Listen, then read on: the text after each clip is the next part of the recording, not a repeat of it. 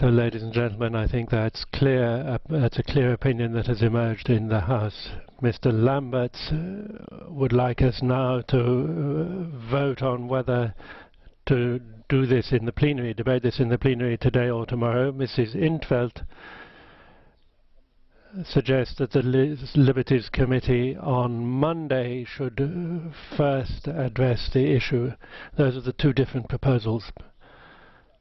And I think there's a clear majority behind Mrs. In 't Veld's suggestion. I think that's perceptible. I know, Mr. Lambert, you're against it. It's perfectly clear to me. But it's your President's job to see where the majorities lie in the chamber. Before I take this to the vote, and we'll vote first on Mrs. In 't Veld's proposal, Mr. Gollnisch has a point of order to raise. Thank you very much, Mr. President. I rise in pursuant to Rules 152 and 154.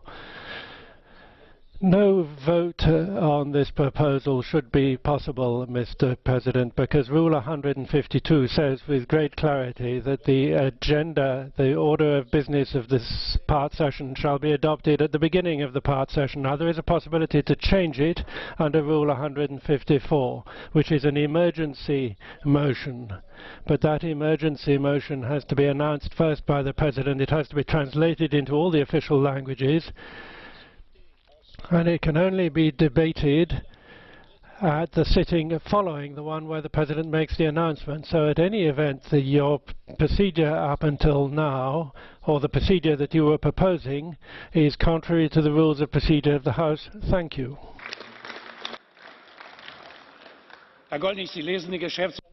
Mr. Gollnisch, you're always a very careful reader of the rules of procedure, but you haven't understood them. The situation is quite clear. The President can propose to change the order of business. That is the President's right. Spontaneous changes in the order of business are things that I can propose, which is why yesterday I asked the groups to report back to me on what their views were on this point, and that from that emerged a clear majority, repeated this morning, not to have such a change of the order of business. A different question is whether a member of the House can move that the House should recommend that a committee address a particular issue. That's what Mrs. In 't Veld is suggesting, and that I can let through without any difficulty.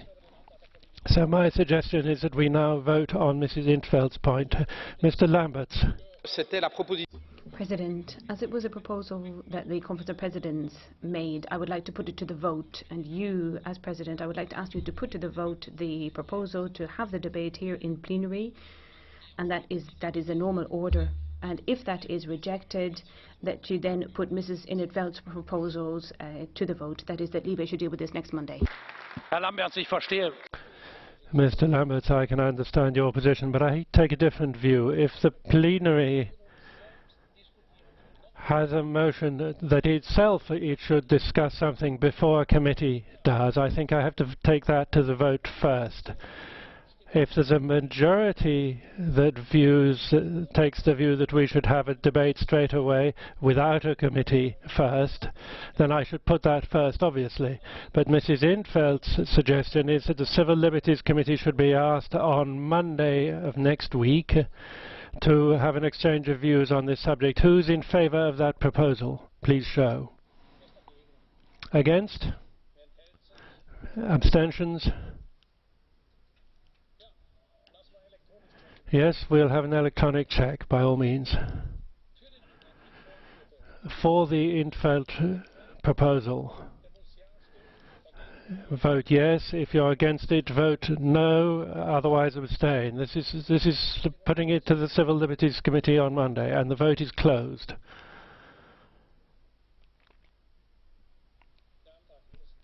That proposal has been accepted.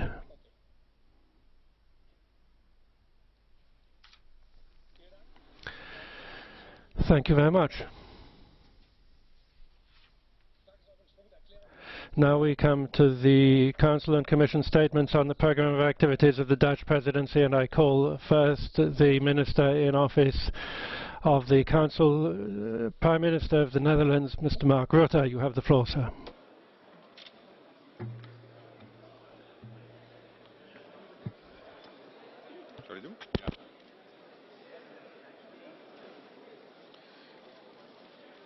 Mr. President, Martin, ladies and gentlemen. Ministerpräsident, liebe Kolleginnen und Kollegen. Prime Minister, colleagues, those of you who don't wish to attend this debate, please leave the chamber in all possible silence without conducting private conversations. Leave, yeah. Mr. President, Martin, ladies and gentlemen.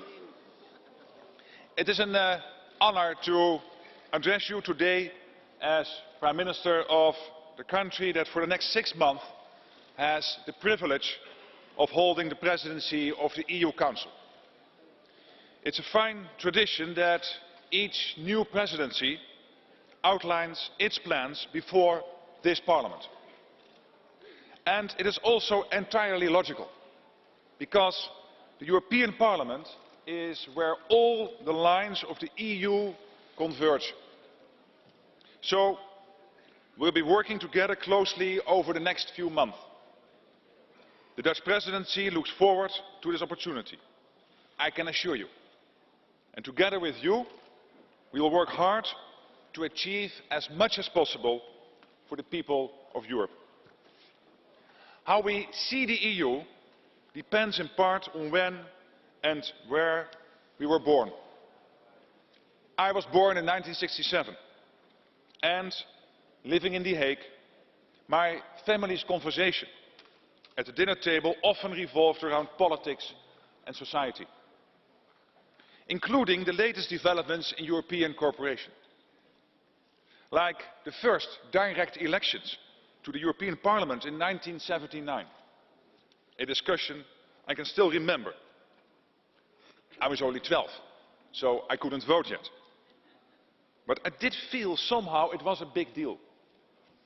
After all, for my parents' generation, European cooperation was linked directly to history. For that generation, above all, it meant nie wieder Krieg, no more war. And for younger generations, Europe doesn't carry the same emotional charge, if at all. The reality is that many people are slowly but surely growing skeptical about the EU. The way they see it, the EU interferes in their lives for no good reason, while achieving few results. Its benefits seem far removed from everyday life. At the same time, rightly or wrongly, the irritation people feel about rules made in Brussels is never far away. And I believe there's only one way to counteract this. We need to achieve concrete results and make sure they are visible. And we need to stick to areas where the EU can achieve more than member states can by themselves. In short, Europe must be relevant to people's daily lives. And over the next few months, the Netherlands wants to help to make that happen. It's clear that the Netherlands is taking over the presidency of the EU in difficult times. We are seeing a massive influx of refugees fleeing a bloody conflict that's happening all too close by. The situation on our eastern border is also complex and fragile, and the EU's relations with Russia are troubled. The barbaric attacks in Paris have shown once again that we cannot take our free and democratic way of life for granted. And all this is going on while Europe is recovering from the worst economic crisis since the Second World War. Far too many people are still unemployed. None of these problems can be solved by a single country acting alone. The countries of Europe share a big responsibility. Against this backdrop, the Netherlands has been preparing intensively for the Council presidency.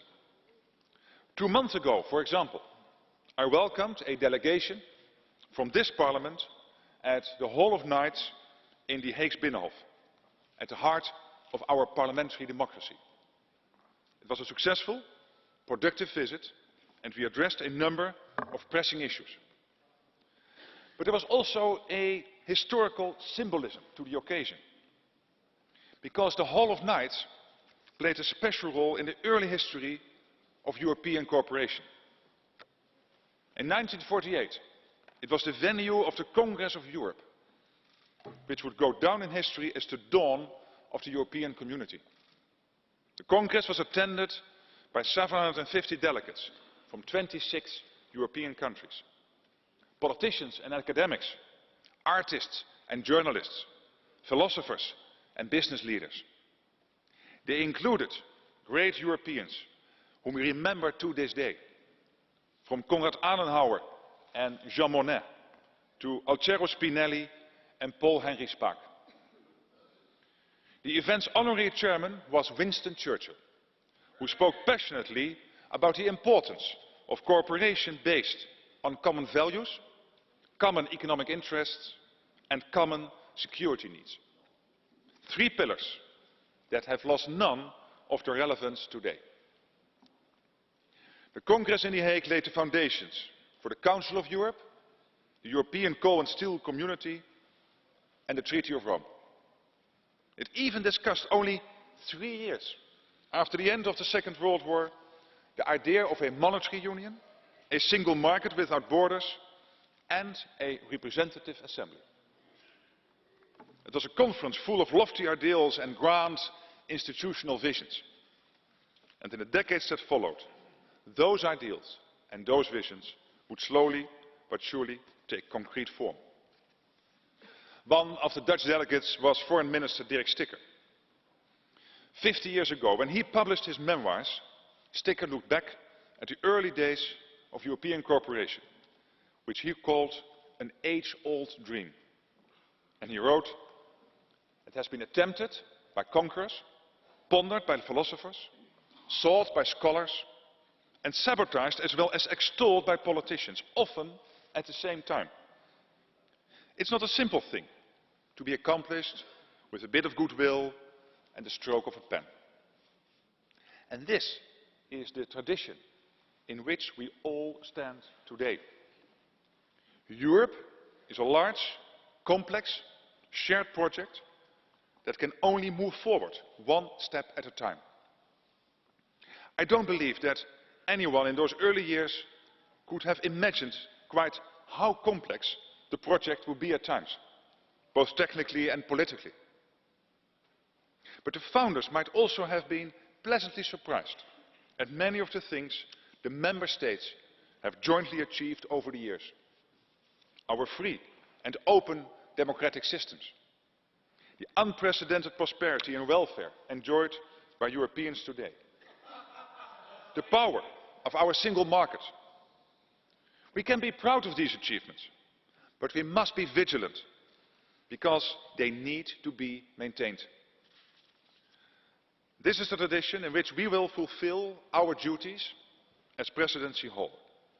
The tradition of cooperation that transcends what countries can achieve alone. The tradition of working step by step, schritt voor schritt, towards a goal. We must be committed and determined, but also pragmatic and realistic. And that's the approach we want. And I promise you that we'll put our long Dutch experience of coalition building and consultation to full use. And there's plenty for us to build upon. Take the political priorities of the European Commission under the leadership of Jean-Claude Juncker, or the strategic agenda of the European Council. And let's not forget the calculation made by this Parliament that we are missing out on 1.25 trillion euros a year by not making full use of the single market. for example in the digital domain. In short, Europe doesn't need new lofty ideals or grand visions, it needs results. It needs to deliver. And for that, we first need to follow up on what we have agreed. Keeping promises and sticking to agreements should be the new normal for Europe. A deal is a deal. That's a key principle for the Dutch presidency. Of course, I say that partly in the light of the most urgent issue we face at the moment, the continual flow of refugees from Syria, Iraq and other countries. It's crucial that the agreements we made with Turkey last year are carried out fast to relieve the pressure on our external borders. It's crucial to offer refugees a humanitarian alternative to risking their lives at sea in flimsy boats. We need safe reception in the region. It's also crucial that we get Europe's borders under control, especially in Greece, and that the hotspots we have agreed are put in place. And we must get the registration of refugees sorted out as soon as possible, so that every member state can play its part. We are all in this together. It's precisely at difficult times like this that we need that shared sense of responsibility. And let me be clear. The current numbers are not sustainable. We are running out of time. We need a sharp reduction in the number of refugees in the coming 6 to 8 weeks. So, it's both logical and necessary that we devote a lot of time and energy to the refugee crisis in the month ahead. That is a priority, and the Netherlands presidency will give it as much focus as possible. At the same time, I'd like to commend the European Parliament on its study of the cost of non-Europe, which I mentioned a moment ago. Because, however pressing many issues are, we cannot lose sight of our long-term goals in areas like innovation, economic growth and job creation. We are putting the economic crisis behind us, and the European economy is finally picking up again. But 1 in 10 adult Europeans is still out of work, and that is simply too many. And for young people, it is very hard to get a foot in the labour market door. So it's good to see the European Parliament mapping ways of getting more people in work. A key goal of the Dutch presidency is to move forward with all existing initiatives, plans and projects aimed at innovative growth and more jobs. And, of course, enhancing the stability of the Eurozone will remain a focus of those efforts. But above all, we must seize the existing opportunities in our internal market. The figure I mentioned before, 1.25 trillion euros, is double the size of the Dutch economy. It would mean millions of jobs for millions of people. We can't ignore that opportunity. And how could we ever explain that to future generations? I believe that the Commission, the Council and you, the members of the European Parliament, broadly agree on what we want to achieve here. The Dutch presidency will do all it can to foster a good working dynamic and to ensure that the institutions can work together as effectively as possible, for the sake of all those in Europe who are desperately trying to find work. Above all, our young people. Ladies and gentlemen, the debate on the future of our European institutions is going on in one way or another in almost every member state. I believe there is growing consensus that the EU needs to focus on areas where cooperation is either essential, such as the migration issue, or clearly adds value, such as the single market. Focus includes cutting back the excessive regulations that restrict people and companies. Our presidency fully endorses the Commission's priorities and work programme, which are founded on these principles. It's also good that we are debating the Union's future so openly. And I say that, of course, with particular reference to the position of the United Kingdom. The UK is a very important partner. Leaving the EU would be bad for the UK and bad for the EU. But we should never reduce that debate to the question of more or less Europe. The question is how to build a better Europe. A Europe that makes the best choices and achieves the most benefits for its people. Certainly, in areas the EU needs to step back. And the Commission is now addressing this to good effect. But there are also areas in which we aren't yet making the most of EU cooperation. The perfect example is, of course, the single market, which is not only an engine of economic growth and innovation, but also the cement that binds us together and makes us strong. And that's why we need to keep a deeper and fairer single market high on the agenda. When it comes to deepening the market, I'm thinking mainly of services and the digital market. Two sectors that are almost completely untapped, even though most Europeans earn their living in one or the other.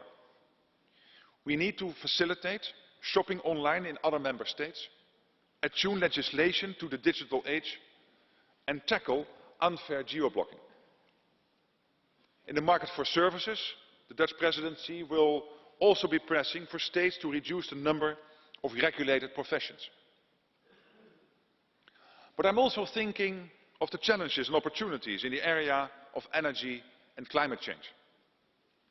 At last month's successful summit in Paris, the EU presented a strong, united front. In the follow-up process, it is now vital that we make full use of the single market's innovative potential. That's something the Dutch presidency wants to take forward. We need also to make sure that all workers receive equal pay for equal work in equal circumstances. Yes, it is a question of fairness, but not of fairness alone. Because a fairer single market will help maintain support for free movement and will help guarantee that the market functions properly. So this issue will also get a big push during our presidency. Ladies and gentlemen, Dirk Sticker was right. European cooperation is not a simple thing, accomplished with a bit of goodwill and the stroke of a pen. In many cases, the EU doesn't have ready-made solutions for the problems we face. Every country has its own interests and considerations, and negotiations can be tough. But it's a bit like a football match. It's not the style of play that matters, but the final result. And as we all know, Europe scores most of its goals in injury time. Europe has shown that it can tackle some major crises. The financial and economic crisis prompted us to step up oversight of our banks and to place our currency on a more solid footing. We have taken a common line on Russia's actions in Ukraine. And we have closed a deal with Turkey on the refugee crisis. Step by step, we are moving forward. That's in keeping with the European tradition, and it is in that conviction that the Netherlands is looking ahead to its presidency. Our first and most important ambition in the months to come is to be a good and effective presidency. One that makes sure that all 28 member states can play their part. One that serves the process effectively and takes account of everyone's interests. But also a presidency with the ambition to achieve concrete results. And we can only do that by working closely with European institutions, and above all, the European Parliament. The Netherlands looks forward to working with all of you. Indeed, it is only by working together that we can solve the problems facing the Union. And let us do so with the same resolve shown by Sir Winston Churchill when he addressed the Hall of Knights in The Hague in 1948. We cannot rest upon benevolent attitudes and generalities, he said. Our powers may be limited, but we know and we must affirm what we mean and what we want. In other words, there's a job to be done, so let's get to work. Thank you.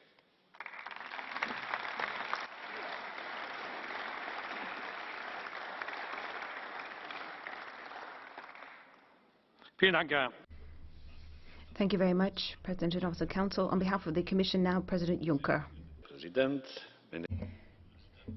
President of the Council, Prime Minister, ladies and gentlemen. A couple of months ago, Mark Rutte, first of all, presented to me the programme of the Netherlands presidency. And when I saw it, I thought, what a hard-working Prime Minister the Dutch have. You can really see what he's working towards. He put down exactly what he thought the Commission was expecting. And of course, lots of coordination between the Commission and the presidency of the Netherlands, as we have been working very, very closely and competently for the last years.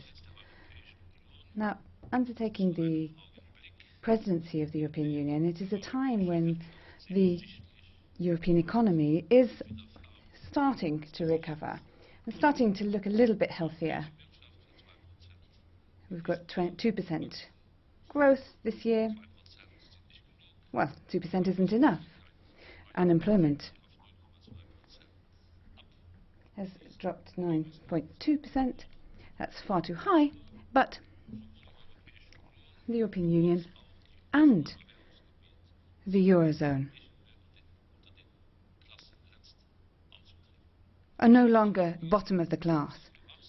The fact is, though, that we have to keep vigilant and ensure that there are conditions for growth in the European economy. We have to really ensure that we flesh out our economic policies. And that's why we've come up with the investment plan.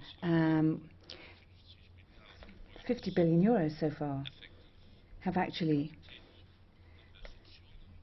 been galvanized in real investments. That's 47 large infrastructure projects, and thousands of SMEs and small businesses are able to avail themselves of the money from the investment plan. We're just at the beginning of this, of course, because there's a long way to go before we actually have reached the full investment of 315 billion, which is what we want to enter into our logbook.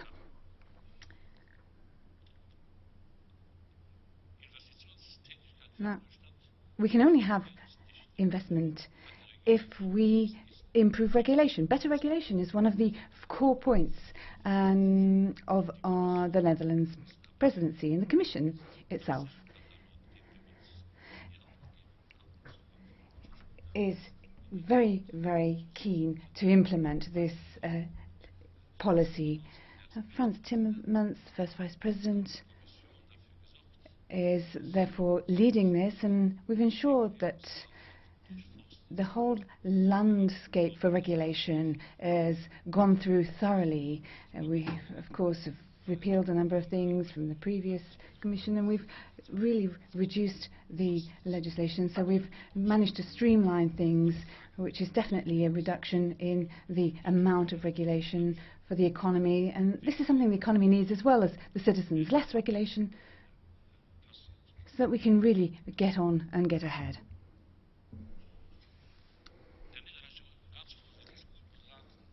Now, the Netherlands presidency has quite rightly focused on the Commission's action programme, and they deliberately took on board a number of our concerns. And this goes for the digital internal market, the digital single market, the energy union, and the Capital Markets Union as well. Now, all three of these are part of a framework of completion of the European Monetary and Economic Union, because the EMU is basically an economic union after all, and the European economy really needs this impetus, and quite urgently. And it would be a good idea if the Netherlands presidency were to focus also on completing the banking union as well as part of that economic and monetary union. And just by way of an example, to demonstrate how seriously these things are taken, we see that the whole question of the deposits question has been focused on, and this is something that has been given full support by the presidency, and therefore I would like to wish you the best of luck. Of course, the refugee crisis, which was also mentioned by the Prime Minister, is something we're very, very concerned about. There's no need for me to repeat what I said yesterday, twice in fact in plenary. It's absolutely obvious, and the Prime Minister has said this, that we have to redouble our efforts in order to ensure that the decisions we have taken at the level of the Council, the European Council and the Council of Ministers, be implemented. And the same goes for implementing the joint action plan that we negotiated with Turkey. It is urgent that all provisions for the action plan, the joint action plan we have signed up to with Turkey, be implemented in the coming weeks. And this now brings me to taking another look here at all the problems that have to do with the Schengen area. I said yesterday and the day before, and I will say it again, that Schengen is under threat. And that is because we have been behaving in a rather cavalier manner in terms of Schengen, one after another. We close the borders, and then once they're all closed, we'll see that the economic cost of non-Schengen is huge. Recall that 1.7 million cross-border workers exist in Europe. Now remember that road transport across the borders amounts for 57 million. And remember that the cost is huge. Just the bridge between Sweden and Denmark. Consider reintroducing border controls at the borders. That would cost 300 million.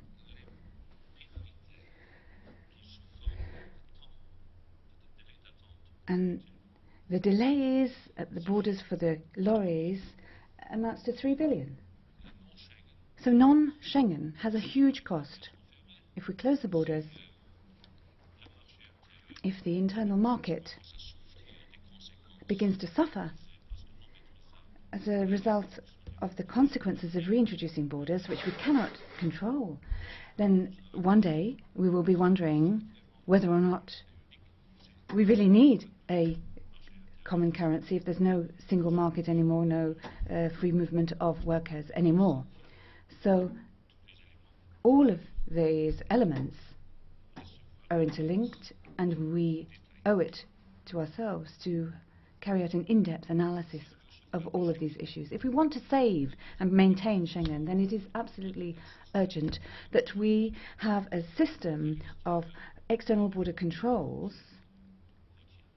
and the coastal borders. And we have come up with a proposal in the Commission, and I would like to hope that the Council and the Parliament will really speed up the whole process in examining this proposal. I know that the Dutch government has given priority to this, asking the Interior and Justice Ministers to meet at least once a month in order to speed up the work on this.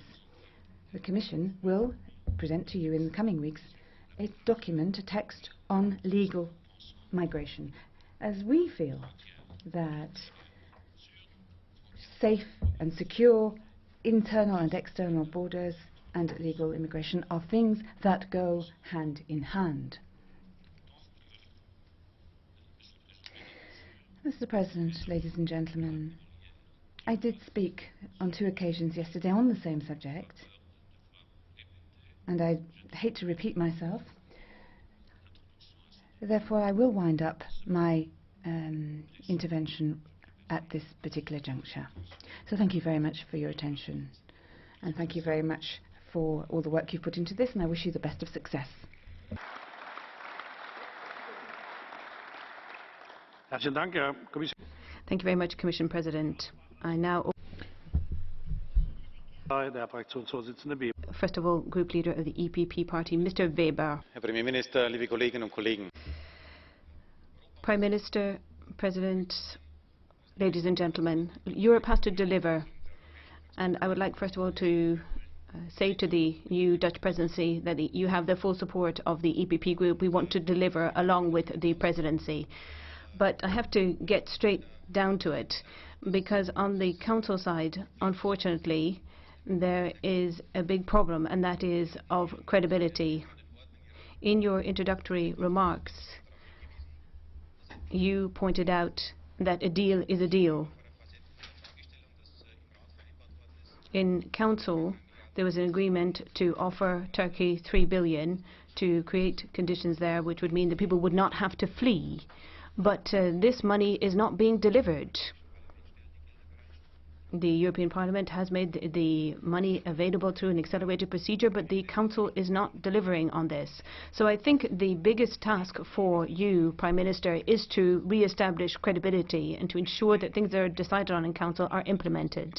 Your priorities are right, as Jean-Claude Juncker said. The questions in relation to the Eurozone, the reform process that Europe needs to create more competitiveness in order to remain strong in a globalized world, those are very relevant. And I am grateful to you that you are continuing to work on those issues. I think that the internal market aspect is extremely important, that the strengths of the internal market should be taken into account, not just in new legislation in the digital market, for example, but also when it comes to implementation, that we ensure that what is decided at European level is actually implemented at national level. That is also part of it. And then there were 2 big topics which we are concerned with. First of all, immigration. Donald Tusk said yesterday here in the European Parliament that we still have 2 months. You talked about the same order of magnitude in order to try and get this problem under control. So your presidency is faced with a huge challenge and faces a great responsibility as well to defend the Schengen area, to maintain the idea of Schengen, and to implement this. And I can assure you on behalf of my group that when it comes to the legislative proposals already made by Jean-Claude Juncker on safe third countries and on Frontex, we are also open to the idea of a fast-track procedure on this. We want to achieve results quickly, and this must happen underneath the Dutch presidency. And that includes also the question of security. PNR data has been dealt with, but there are other subjects as well. Yesterday, the Commission talked about exchange of data on criminal records, that we need to improve this exchange of information and have better networks between our judicial authorities. And that is something that we are prepared to work on and complete quickly as well. The other big area that we need to deal with then is the economy and economic developments. We are hopeful, as Jean-Claude Juncker has said at the start of this year, but we have to remain vigilant. Trade policy is extremely important. We're going to be talking about CETA and trade relations with Canada. We still have to deal with TTIP. In these negotiations, my group supports the European Commissioner dealing with this area. We want this agreement.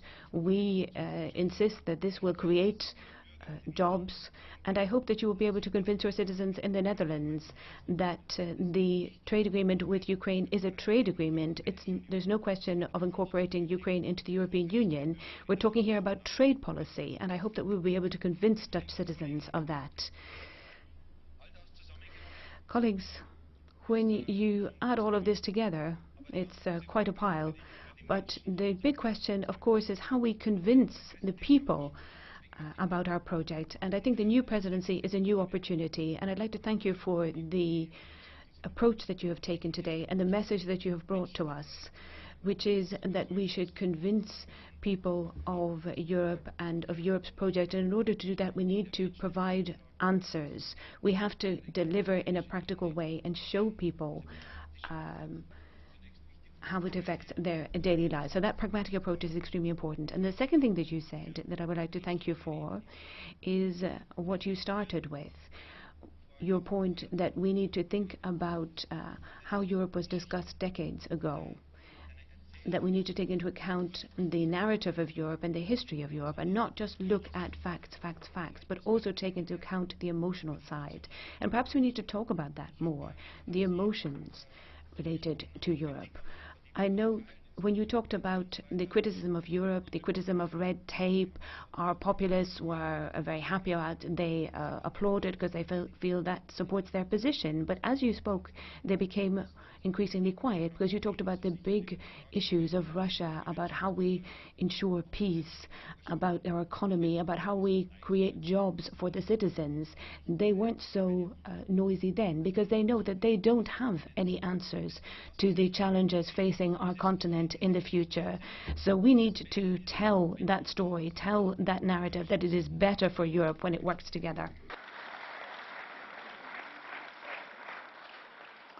Mr. Weber, you have a question from Mr. Danti. Mr. Danti, you have the floor.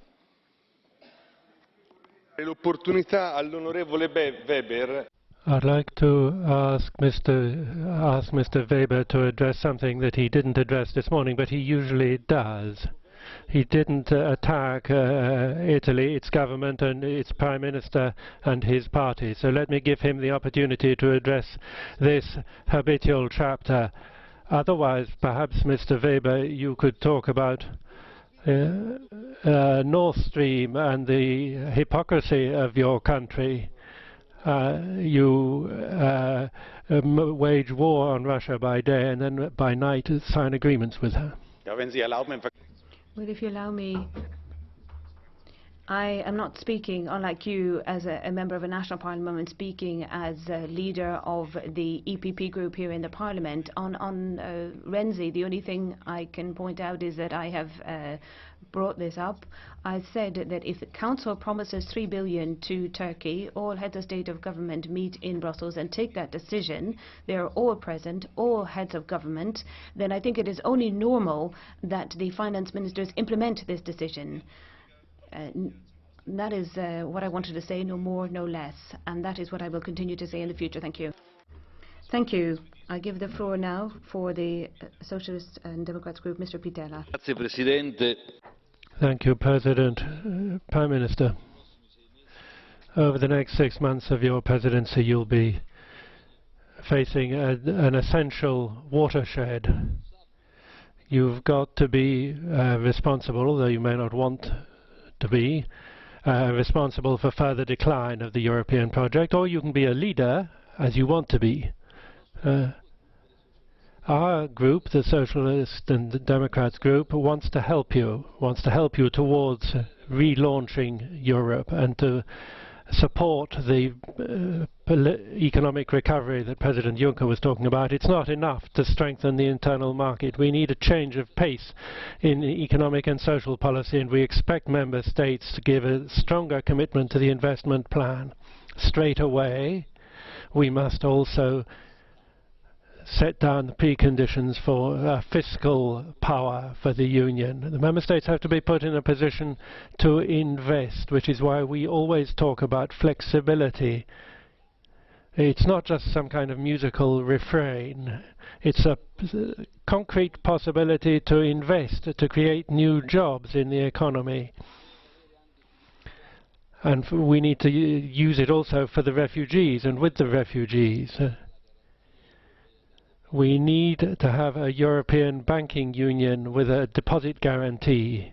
We need something here that supports the Commission's efforts. We can't be obsessed with the dogma of balancing public budgets and then allow multinational companies at the same time to steal hundreds of billions of euros from the public exchequer. Taxes need to be paid where profits are made. And that's why we asked the Dutch presidency to support the proposals contained in the Ferreira-Theurer report. We also want to see quick approval of the public country-by-country reporting And as far as social Europe is concerned and environmental sustainability, there too there's work to be done. Social dumping is a disaster, and our group wants your presidency to be remembered for the contribution, the decisive contribution that it could make to a good labour mobility package being passed. Next week we expect the Commission to bring this package forward, and above all we expect to see the revision of the Posted Workers Directive. And we remind President Juncker, who's sensitive to this, we know this is a red line. It's part of the pact on the basis of which we voted for the European Commission. As to the refugees crisis, solutions are on the table, and they've been put on the table by the European Commission. I shouldn't have to remind the House of that. As President Juncker reminded us a moment ago, we need to overcome the logjam that has been created by certain member states, and I'd say this to you and to Tusk. It's a matter of hours, not days or weeks. It's hours that need to be spent on getting the reluctant states moving, because then the spring will be on us and the situation will get even more difficult. And the signals that are coming in from some member states are not encouraging at all. People are talking about a mini Schengen. Border controls are the wrong choice. They're not even effective. And what's more, they're harmful to the European economy, as Juncker reminded us. Europe shouldn't close in on itself. I appeal for a humanitarian corridor to be opened in the next few hours to save Syrian citizens who are caught between hunger and cold. We need to look beyond our own borders. We need to look at things like mineral conflicts. That's where Europe can show that it is a great force for change. So, Prime Minister, good luck.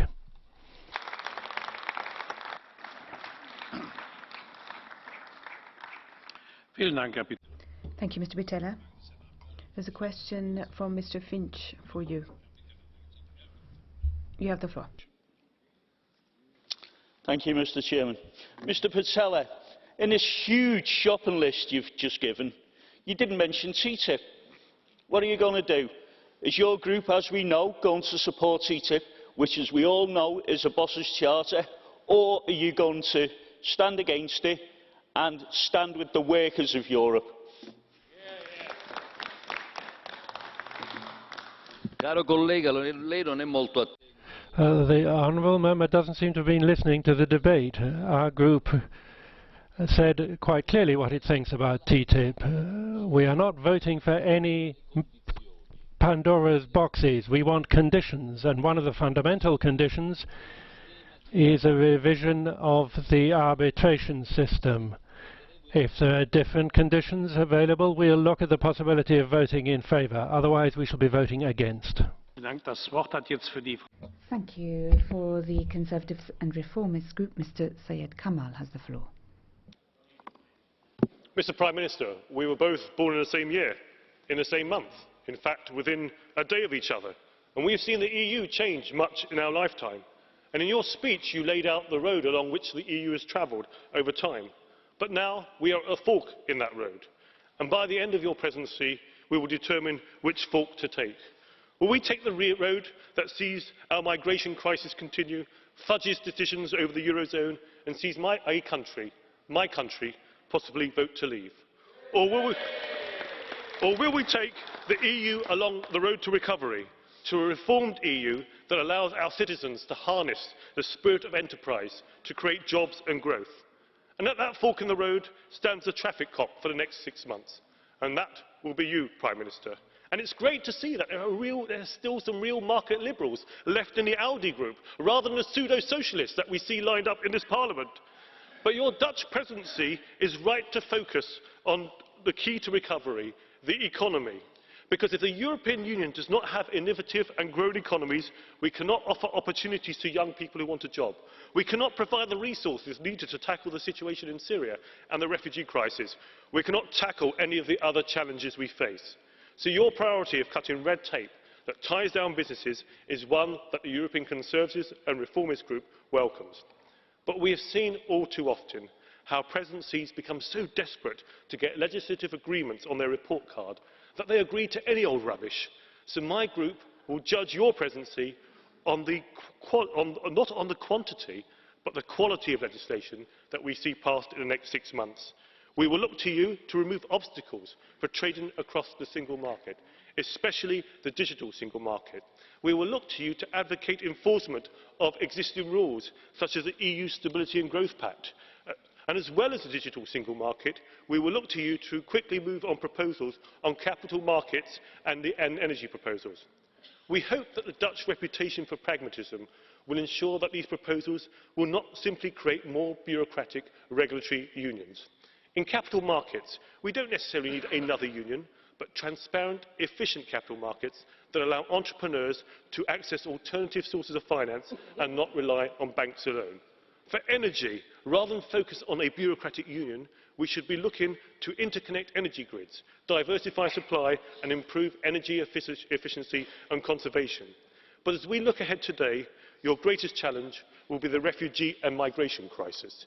And as you try to find solutions, we hope you will rely less on imposed solutions and instead focus on cooperation and countries taking responsibility. Any leader that sends out an open invitation to all, regardless of whether they are genuinely fleeing persecution and war or seeking to queue-jump the legal migration channels, need to take responsibility for the impact on their country and other countries.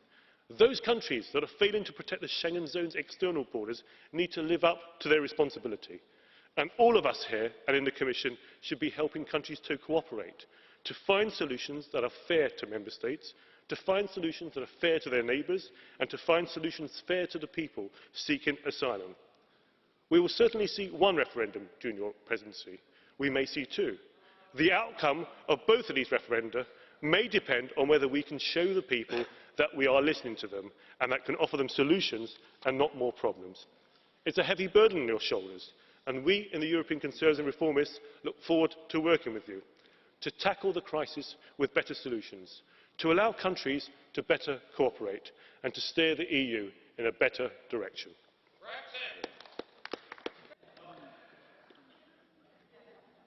Herr Kamall, der Abgeordnete Batten möchte Ihnen. Mr. Kamall, Mr. Batten would like to put a question to you.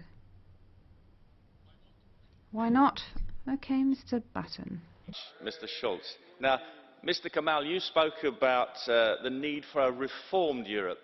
Unlike yourself and the Dutch Prime Minister, I am unfortunately old enough to remember the last referendum when we, under Harold Wilson's Labour government, when we had a few inconsequential cosmetic changes which were paraded as a great reform, and nobody can now remember what they were. In terms of reform, don't you think it's a major omission from Mr. Cameron's list of reforms that he doesn't want to restore the supremacy of Parliament and have the ability to reject unwanted law? Aren't all his reforms meaningless without that central key reform, which is we take back supremacy of law to our own Parliament? Don't you agree? Do you agree or disagree? Mr. Batten, I was brought up to be tolerant to those more elderly and to have respect for the elderly, and I understand why I can understand why your memory fails you. You certainly don't remember the details of the 75 referendum, and actually you may not remember some press reports last week in the UK media that in fact said that David Cameron, the Prime Minister, is looking at ideas on how to reassert the supremacy of the British Parliament. Maybe it's your listening skills. But what I would say to you is, Mr. Batten, please, at the end of the day, whatever your view, we have plenty of time for the debate. At the end of the day, it is the British people who will decide whether to stay or to leave the EU. Thank you. Das Wort hat jetzt für die liberale Fraktion. For the Alliance of Liberals, Mr. Verhofstadt. Prime Minister Rutte is experiencing now what we experience every day, which is the internal debate in Great Britain, which we seem to have more debate on it here than in the British Parliament. So as you can see, the UK couldn't possibly survive without European democracy. They wouldn't be able to have that debate if they didn't have the European Parliament. But let me say, the Dutch presidency has arrived, and as you know, expectations are always high. We have the Amsterdam Treaty, of course, we have the Maastricht Treaty, and under the Dutch presidency we won't necessarily have a new treaty. That doesn't seem particularly realistic, but we do have high hopes that the Dutch presidency will be able to tackle the deep crisis that Europe has slipped into, Prime Minister. And you've already mentioned the three priorities. The top priority is, of course, the refugee crisis. And what you said is almost exactly the same as what President Tusk said yesterday. We have 2 months, and if we have 2 months, is Schengen going to be dead after that? Is it not already dead? If you have border controls in Slovenia, in Denmark, in Austria and Sweden now as well, all we need is Germany to be added to that list and there'd be nothing left of the Schengen area. But I know that you are planning a specific summit to deal with the Brexit matter on the 18th of February. So perhaps we should have an extraordinary summit to deal with the refugee crisis rather than Brexit, because this is urgent. And as Jean-Claude Juncker said, we are in the European Parliament are waiting for the proposal on the European Border and Coast Guard. We have already said that we are prepared to use a fast-track procedure on this. Manfred Weber just repeated that again in order to tackle this problem. But the question is, when is the Council going to say yes? And I have one request for you. Brexit is very interesting.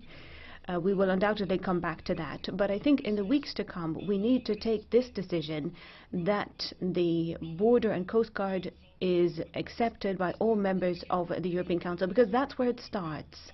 3,000 are coming in through Greece every day, and the agreement with Turkey is still not working optimally if 3,000 are still coming through. So that seems to me to be the top priority. I think the internal market, and I have to tell you, Mr. Kamall, I agree completely with you, but then your voting pattern is a little bit different. Yesterday we voted here on the harmonisation of spectrum. In the De Lange report we voted against the ECR, against harmonisation of spectrum. Yesterday we voted about one regulator in the digital market. We voted against the ECR on that issue. They want a digital market, a harmonised digital market, but they don't want that Europe is creating the digital market. It has to become spontaneously the digital market. Well, a digital market doesn't come spontaneously.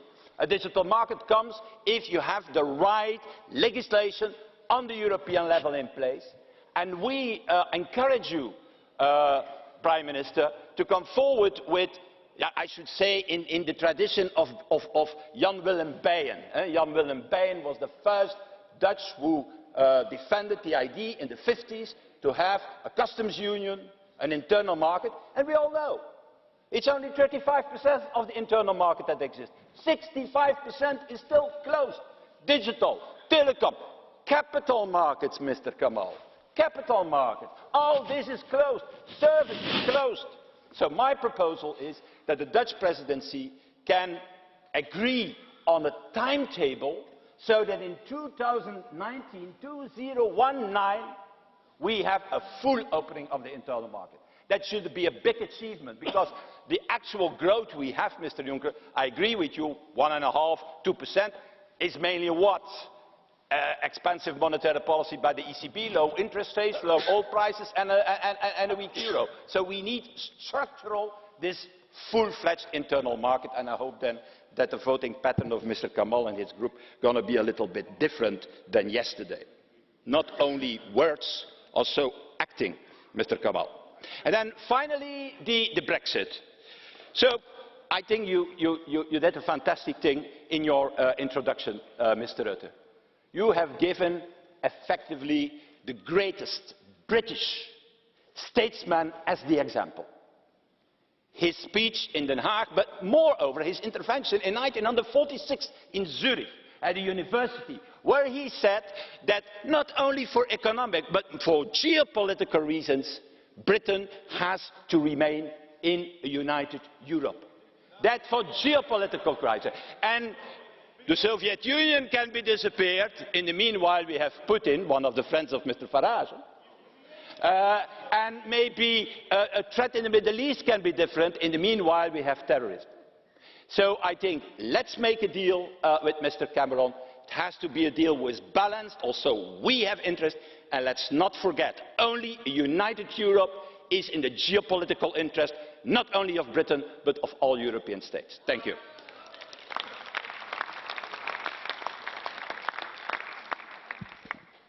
Herr Verhofstadt, Kollege Verhofstadt. Mr. Verhofstadt.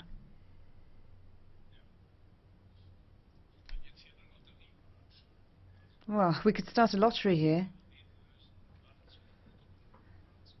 Because there's a flood of blue cards. Mr. Ford. Miss Ford would like to ask you a question. Thank you, Mr. Verhofstadt. I wanted to ask you about the internal market. We've heard the Dutch Prime Minister talk about the need to unlock that economic benefit, that 1.25 trillion from further cooperation on the single market. We've heard the socialists say that they don't really care about it. I'm glad they're that rich, they can leave that money untouched. The problem is so often we try and unlock that benefit, but we just replace 28 regulations with an even more expensive one at European level.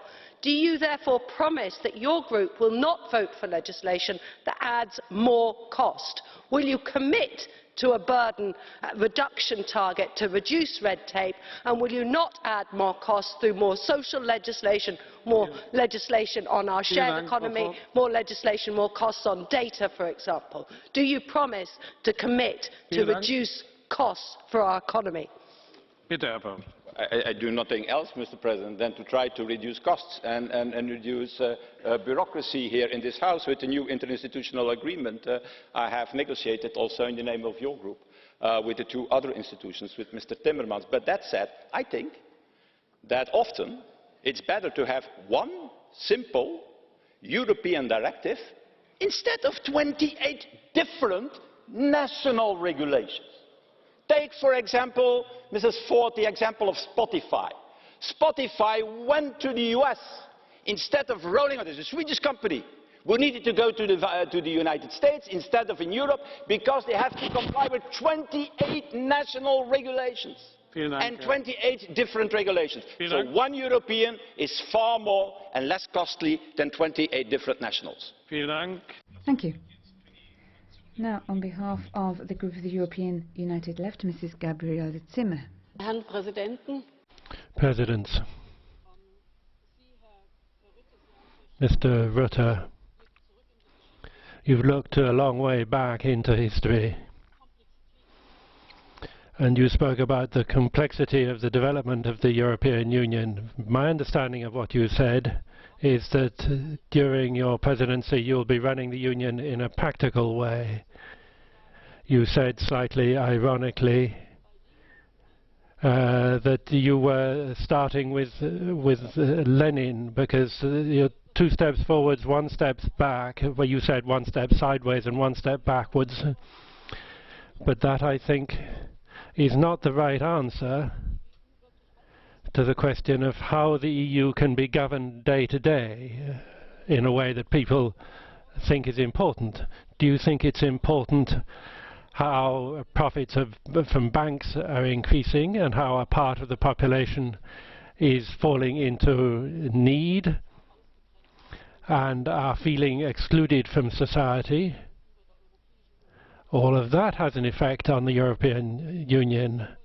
Yesterday we had a debate with the Polish Prime Minister, and it was very clear from that debate the way our member states in Eastern Europe are behaving should make it clear to us that more is at stake than radical reforms of markets and then quality jobs.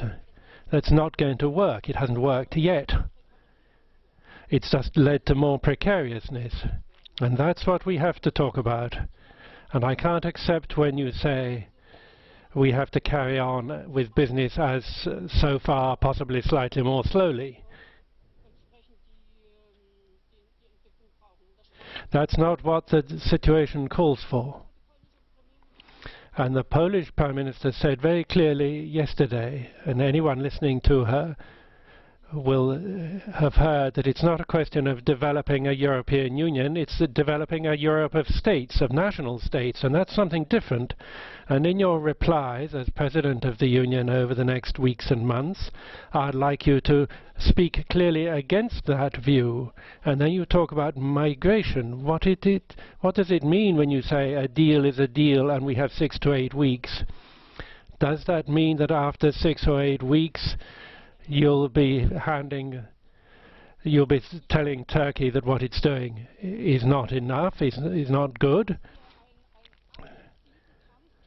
Does it mean that an aggressive fight against civilians in these countries is going to be conducted after 6 to 8 weeks? And you could do something against the origins of refugees, take away the sources of money for the warlords, prevent them getting the raw materials, as the OECD is suggesting. And then stop conflict minerals during your presidency. And Parliament has produced a very good suggestion along those lines. And then you need to have ambitious goals for the fight against climate change. That's an opportunity, that's a possibility, and on that you'll have Parliament's support. One last question. I don't want to be discourteous, but what are you going to do with the results of the referendum on the Ukraine agreement? You, as President of the European Union, if a majority of the citizens of your country vote against. Thank you, Mrs. Zimmer. Now on behalf of the Greens, Mr. Lamberts. Meneer Rutte, hartelijk welkom in Welcome, Mr. Rutte. Welcome to our Parliament. Ik hoor u dikwijls zeggen. I hear you say often that the EU doesn't need a vision, but needs results. I'd like to put one question to you. Would you have become Prime Minister of the Netherlands without a vision for the future? I don't think so. And I would even say that the fact that Europe is in big problems now is a result of a lack of vision. We have a monetary union, but we don't have a tax union and a social union. We have a union with free movement without a common asylum, immigration and border policies. That can't work. And that shows that there is a lack of vision rather than a lack of results. And I hear some Dutch people, some very important Dutch people in the European Union. Frans Timmermans, one of the highest officials of the European Union, is Dutch. The head of the Eurogroup is a Dutchman. And what kind of a vision do I hear from Mr. Dijsselbloem? Well, it seems to be forget Schengen. We need a mini version of Schengen. And when I hear you making a comparison between the European Union and the Roman Empire, I think, well, I don't know about that. But under the Dutch presidency, will Schengen fall apart during the Dutch presidency? Unless we have a system for registration and distribution that operates properly, it won't work. I know that the challenges are very big, and I hear you saying that this is a priority for you, but we do need results in this area. One of the biggest countries of the European Union, will it leave the European Union under the Dutch presidency? We've already had a debate about that, so I won't say anything more about that. And will it happen under the Dutch presidency that the EU-Ukraine agreement will be shot down? As Prime Minister of the Netherlands, I expect you to really make a big effort to win this campaign, not just let D66 and the Green Party in the Netherlands take care of this. You have a big responsibility. You talked also about COP21. That's extremely important. And I note that there was agreement there to limit climate change to well below 2 degrees. and to keep it as close as possible to 1.5 degrees.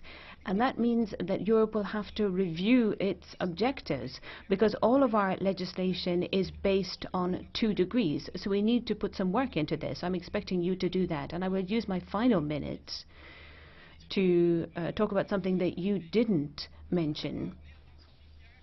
This year, the Netherlands will not win the European Football Championship. We know that. But it is a champion in another area which you didn't mention, and that is tax evasion. I mean, there are other competitors, but that's the truth of it. Sometimes the Dutch are pretty sure of themselves. I see that Portuguese companies who don't have any activity at all in the Netherlands are using artificial arrangements to relocate to your country. And I see the biggest retail chain in Lithuania, Maxima is the name of it, relocating to the Netherlands. It's completely artificial. They have no activities, no business activities in your country at all.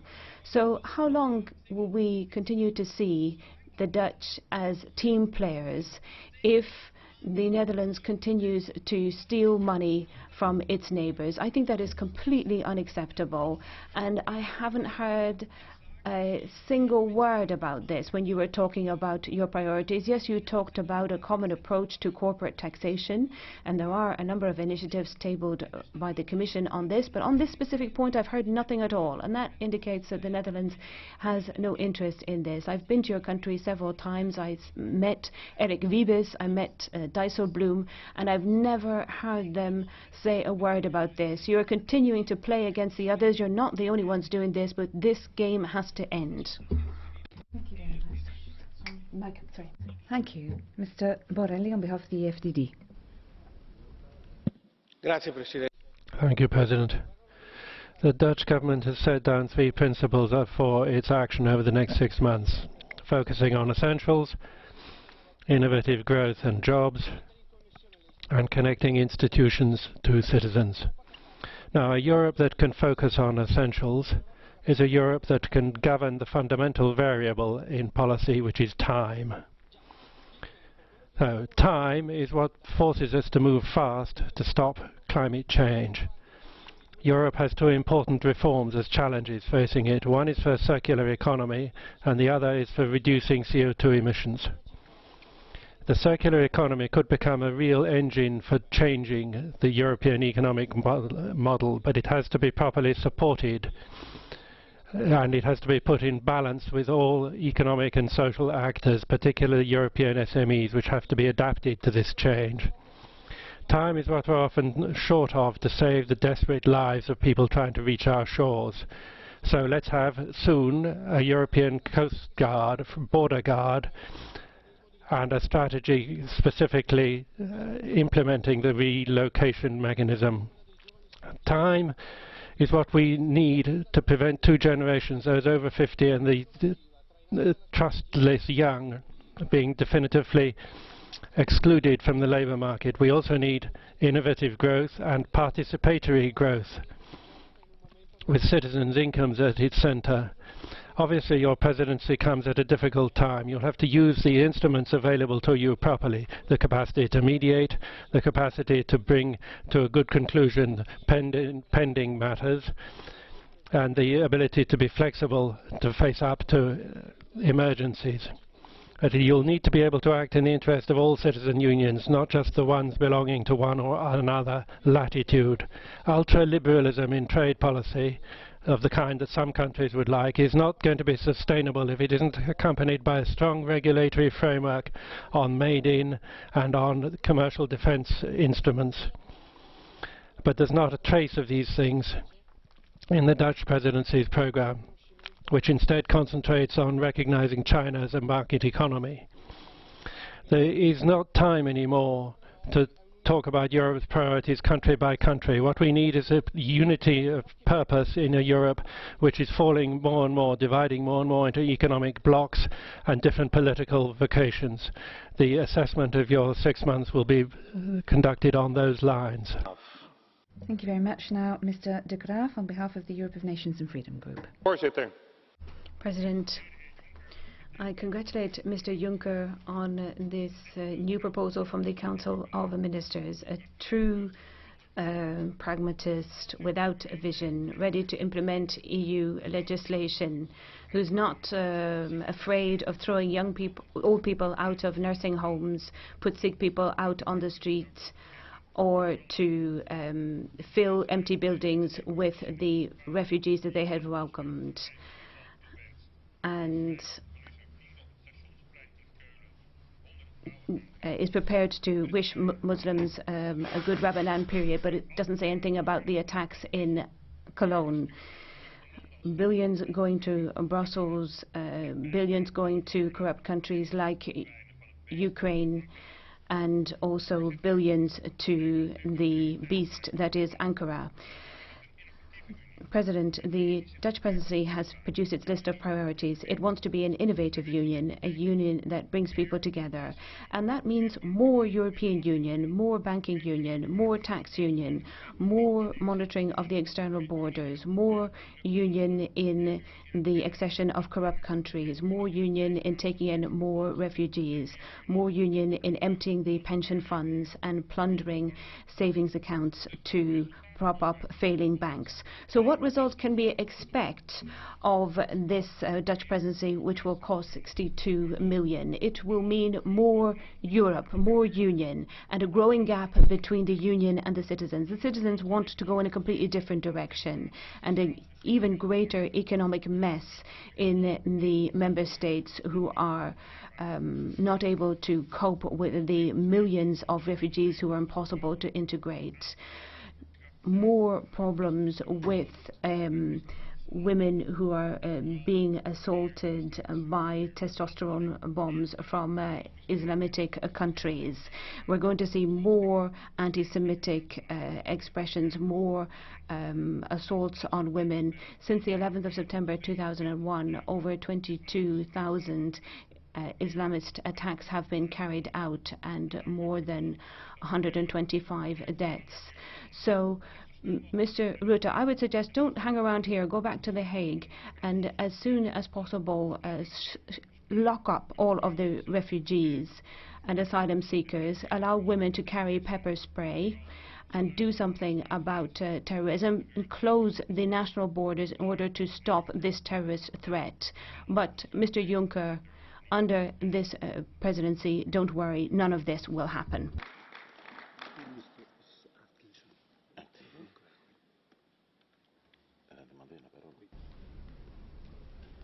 There is a blue card. Mr. Atkinson, do you want to answer? I just wonder, Mr. Russo, why you didn't listen to a single word that my colleague here said. Is it because you're actually frightened that Geert Wilders may take over your position in 2017? I suggest you listen, otherwise you're out the door.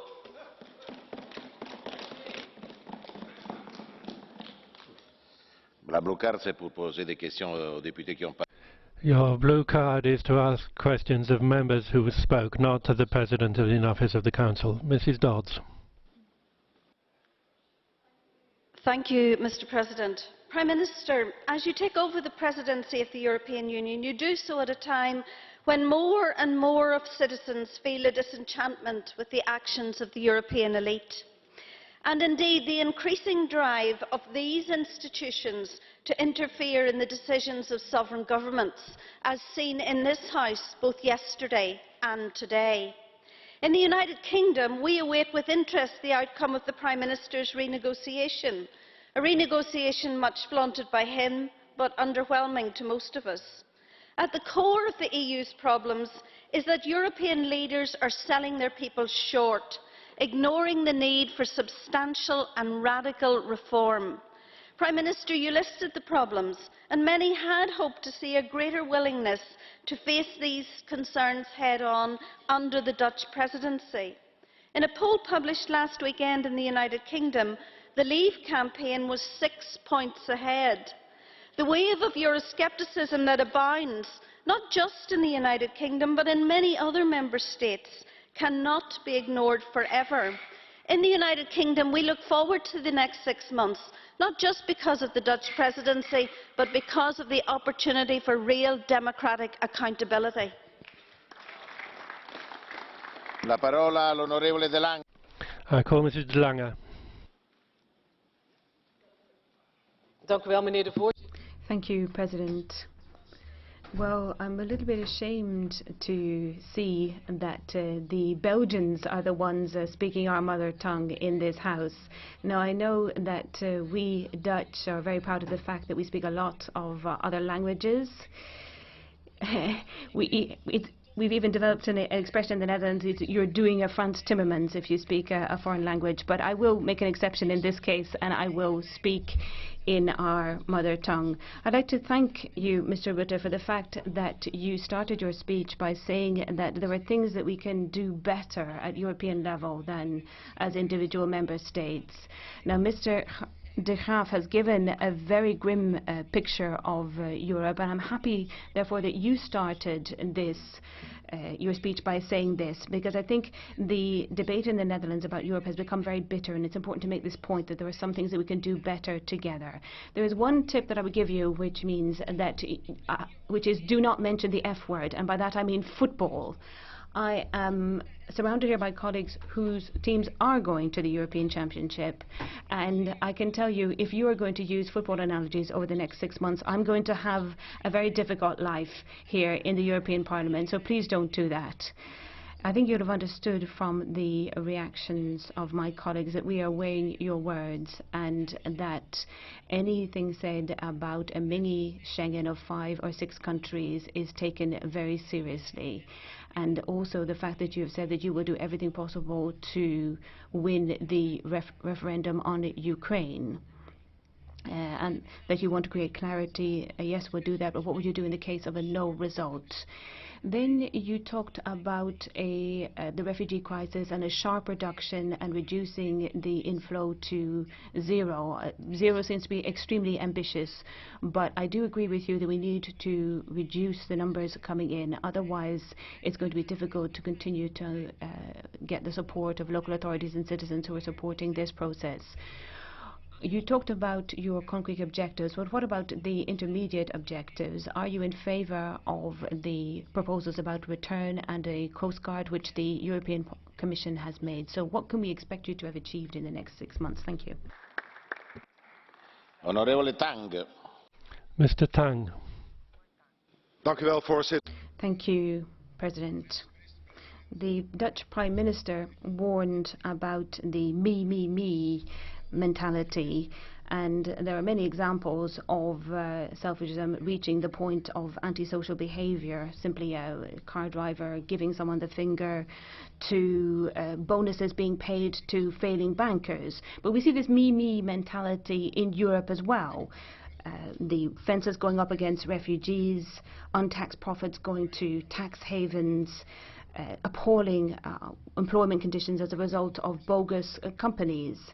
Now, the Dutch presidency won't be able to choose all of the subjects it has to deal with. There are some unavoidable subjects, and the only thing the presidency can do is take a pragmatic approach and try and get the countries to agree on one line and to translate words into action, and they need to do that quickly. But pragmatism alone is not enough. We also need to fight against this me mentality and fight for a Europe that works properly, one in which the citizens can count on independent judges and free media, not just within our borders, but also in Ukraine and Turkey, and where someone's faith or origins don't immediately make someone suspect. We've just heard that from Mr. de Graaf. And also that a country's sovereignty doesn't simply mean that you dump your problems on the other side of the border. The Netherlands has a long tradition of giving refuge to people of different faiths and origins. That is a Dutch tradition, Mr. de Graaf. And despite the differences, we managed to work together. And it is in that tradition that the PVDA delegation will judge the Dutch presidency. We are happy to see a Dutch presidency which understands that Turkey can't reduce the flow of refugees to zero until we do something about the Syria conflict, and that refugees have to have some sort of prospect of work and education. A presidency, we would like to see a presidency as well which is prepared to tackle bogus constructions and discrimination in the labour market, which will do something about tax evasion. That has come up again and again. The Dutch are champions in this, and a presidency which will also help to implement the Paris Agreement. These are choices of putting people before the market and working against the me, me, me mentality. Thank you. Onorevole Van Dalen. Mr. Van Dalen. Rutte, hartelijk welkom. Welcome, Mr. Rutte. I have taken note of your comments about football. There's one thing that we have in common. We want to get results, and that's what Europe is about. The credibility of the European Union is at stake here. There's a lot of talk here, but when it comes to implementation and enforcement, very little happens. And I think the Netherlands needs to turn the tide in this respect. And I'm thinking particularly of human rights and freedom of religion in Pakistan. We're going to be reviewing tariff preferences for developing countries soon, and a country such as Pakistan benefits greatly from this. But what we see is that in Pakistan, minorities such as Yazidis and Ahmadis and Christians are systematically persecuted by the so-called Basami laws. People, sometimes it's minor incidents, but sometimes people are put into prison. One of the individuals in question has been handed down a death sentence. So we have to stop that persecution. And the Netherlands should push Pakistan to do something about freedom of religion and human rights. And if not, it should put these tariff preferences for Pakistan on ice. On refugees in Europe, well, this is one of the big issues. How are we going to repair Europe's credibility in this respect? We have to distribute the refugees fairly across all of the member states. We need solidarity, and I think you need to put this at the top of the agenda. If you look at the problem in Calais, for years, thousands of people have been grouping there and trying to travel on. But it means that lorry drivers are being threatened, their cargo is being destroyed, and that's the kind of practical thing, I think, which you need to tackle. You should do that at the summit in a few weeks' time, and that will produce a real result. And I'd also like to talk about transport, which seems to be a very different point, and unfair competition from companies such as Qatar Airways and the Emirates airline. They are subsidized, so they can practice dumping prices. KLM is not able to compete with that. So I think that we need to tackle that together in Europe, along with other airlines. So it's all about reaching agreements and then implementing them. It doesn't sound very sexy, but that's what delivers results. And I think, Mr. Rutte, I would like to ask you to correct the mistake that was made in the last Dutch presidency. The EU started accession negotiations with Turkey at the time. Let's stop that. But we see there that opponents of the regime are cracked down on very harshly, maybe even end up in prison. So we need to stop accession talks with Turkey. And then Brexit. Do everything possible to prevent a Brexit. That would be disastrous. We must work together to prevent it. So I'd like to wish you every success, and please work on credibility. Mr. Van Dalen, there is a blue card for you. Do you want to answer? Mrs. Grappini. Thank you, Mr. President. Dear colleague, you spoke of the importance of the refugee crisis, and at the same time you suggest that we start the negotiations with Turkey. So how do you see the solving of this crisis if a partner like Turkey is excluded from this negotiation? And secondly, don't you think the Prime Minister of the Netherlands should have said something about the fact that each and every country has their own borders and Schengen is about to disappear? What do you think about that? Kijk, voorzitter, we krijgen...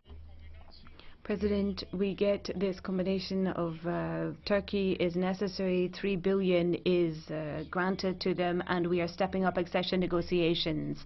And that is a way of getting Turkey into the European Union. But I don't want that, and I would would like to see you standing shoulder to shoulder with us, because I think a police state like Turkey, where prison is what awaits opponents, surely you are against this as well. We can have an agreement on an improved partnership, but not accession for Turkey. That should not be on the agenda. Ja, dank u wel, voorzitter. Mrs. In 't Veld. Thank you, President. Welcome, Mr. Rutte. It's a pleasure to see you here. You said that citizens are skeptical about the European Union because of the amount of rules, and it's true, they are irritating. But, Mr. Rutte, that is not the reason citizens are turning their back on the European Union, but because they don't see the European Union delivering in terms of the Eurozone, the refugee crisis, etc. But the real problem is not the European Union, but the national governments. Time and time again, they sabotage agreements. They hold summit after summit where there is a lot of talk, but very little action comes out of it. You want to be pragmatic, I agree with that. So let's end the theoretical discussions about national sovereignty and concentrate on delivering results. So we want a real reform of the European Union, not just a cosmetic one. And I think, simply doing away with school milk subsidies is not going to tackle the real problems. So use your contacts with David Cameron to work on a stronger and more effective Europe, because that is what is going to convince citizens. And in our country, the citizens are going to have a say over the next year, as in Great Britain, and I'm sure that you and Mr. Cameron will do everything to convince the citizens. Finally, during the Dutch presidency, the midterm review of the MFF will take place, and most citizens wouldn't have a clue what you are talking about. It is, of course, the archaic EU budget, which is completely incomprehensible. It's set for 7 years at a time, which means that we can't react to crises when they crop up, like the refugee crisis. I understand that the reforms have been put on ice in this area, and I would like to ask the Dutch presidency to do everything to ensure that there is a radical reform carried out of the EU budget, because the next opportunity won't be for years to come, and you have our support in trying to create a stronger and more effective Europe. Vi prego di rispettare. Please stick to the speaking time given you, because there are a great many speakers and we run the risk of if speeches go on for too long, of harming subsequent speakers. Mr. de Jong. President, I would also like to thank Mr. Rutte. The Dutch presidency, unfortunately, is going to be a presidency of crisis. We know Prime Minister Rutte as someone who tackles problems in a practical way. But however, we need vision, because these crises haven't simply dropped out of the blue. There are reasons for these. The European Union has been an area where big citizens have benefited. It hasn't been a Europe for citizens, and that's quite clear in the responses that the citizens gave in France and Germany in recent referenda on Europe. But the Lisbon Treaty was pushed through nonetheless. The British also are forced into an increasingly federalistic Europe, even though they've made clear from the beginning that that is not what they want, and now they are threatening a Brexit. We did away with the internal border controls, but nobody pointed out that we needed an asylum policy at European level. I don't agree with those East European countries who do not want to accept any refugees, but you can understand that people feel overwhelmed by it. And then also we see the way things have been dictated to Greece, Ireland and Portugal, even though we still see imbalances in the Eurozone. That was not pointed out when the euro was introduced. Although the people in the Brussels bubble knew that the Eurozone would lead to a huge transfer of confidence in the economic and monetary and financial fields. Mr. Rutte, you have an excellent opportunity now to restore citizens' confidence in Europe, and not just through a nice little app as proposed by one minister this week, but by taking the Dutch citizens seriously when we have the referendum on the Ukraine agreement on the 6th of April. tell Dutch citizens that you are going to ensure that the agreement with Ukraine will not come into force if there is a sufficient turnout and if the majority say no. So I think a little bit of vision can't do any harm. Mr. Eickhout. Dank u wel, voorzitter. Thank you, President, and welcome to Prime Minister Rutte. We are looking forward, we hope, to a successful Dutch presidency. I'd like to start with a quote. We are going to focus on strengthening economic growth, creating jobs in Europe, and doing away with the problems of regions who are lagging behind. Well, that could have been used by your presidency, but it was actually Mr. Balkenende in 2004. With every presidency, the presidency says we are going to focus on growth, and that will restore confidence in Europe.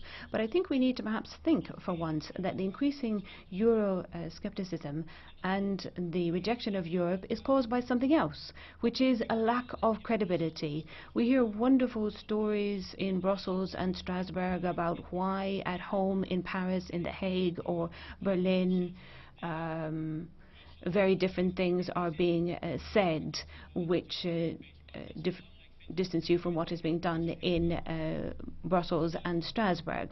But I think that we really need to tackle the credibility problem. The EU has a credibility problem in Greece. The economy is being destroyed by austerity, but at the same time we have the Juncker plan proclaimed in Brussels. In Poland we have a credibility problem as well by talking about a union of values, but continuing with Nord Stream, which in Netherlands as well. In France as well, was starting to launch this idea of a mini Schengen which wouldn't include France. In Portugal, a problem with credibility as well by talking about companies having to close in Portugal but trying to attract their big companies to the Netherlands so that they pay taxes there, although they don't have any business activities there. And a problem with credibility in neighbouring countries as well by talking about cooperation but cutting development budgets and not paying any money into the World Food Programme. And in the Netherlands as well by constantly talking about transfer of sovereignty. We don't want that when it comes to the EU, but we're prepared to hand away bags of sovereignty when it comes to TTIP.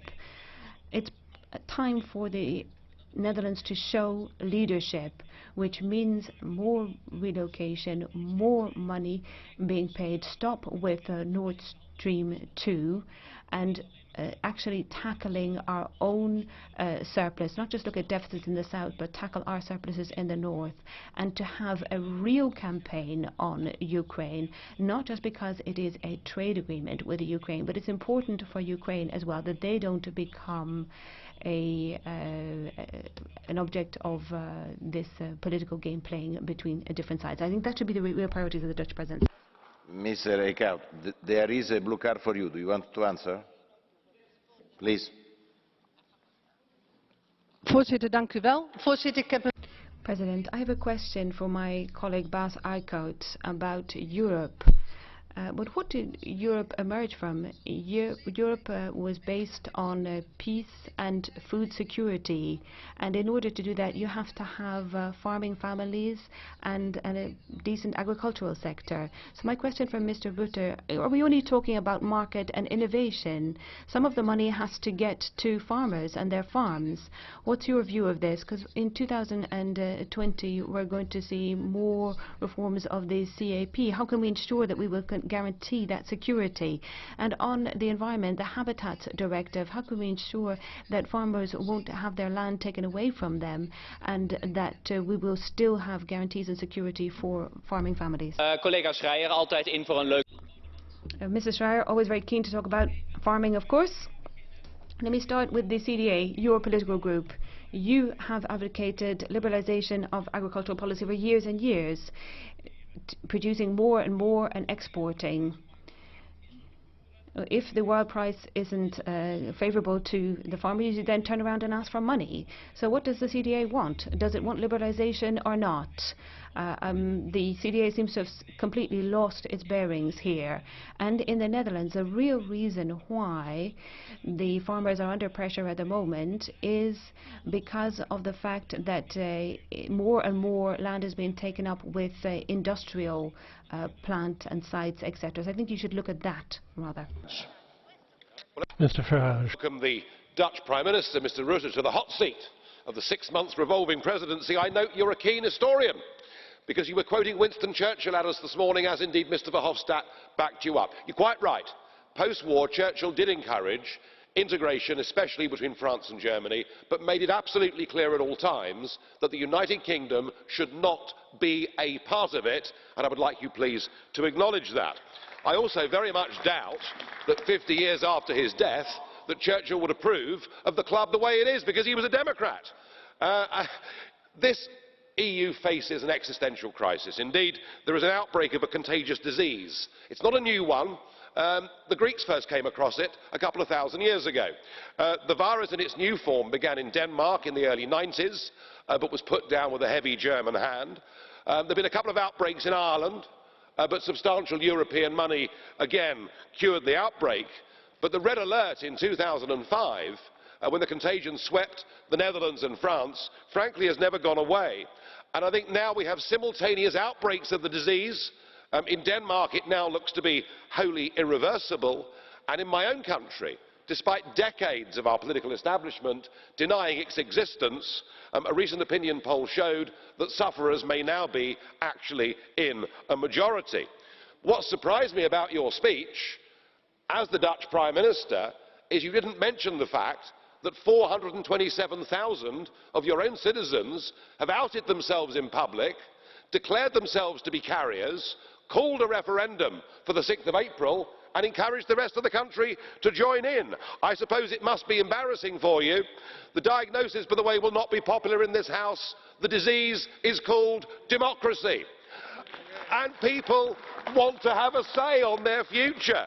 Mr Juncker here says that there'll be a continental crisis if the Dutch vote no. Well, I'll drink to that, is all I can say. When you add to that Schengen, when you add to that people's utter revulsion at what happened in Cologne, I think that you're going to have a very, very hot time over the course of the next 6 months. Whether we can, the peoples of Europe, break this union between now and the end of June, I don't know. But I tell you what, we're going to have a damn good go. Onorevole VILIMSKY.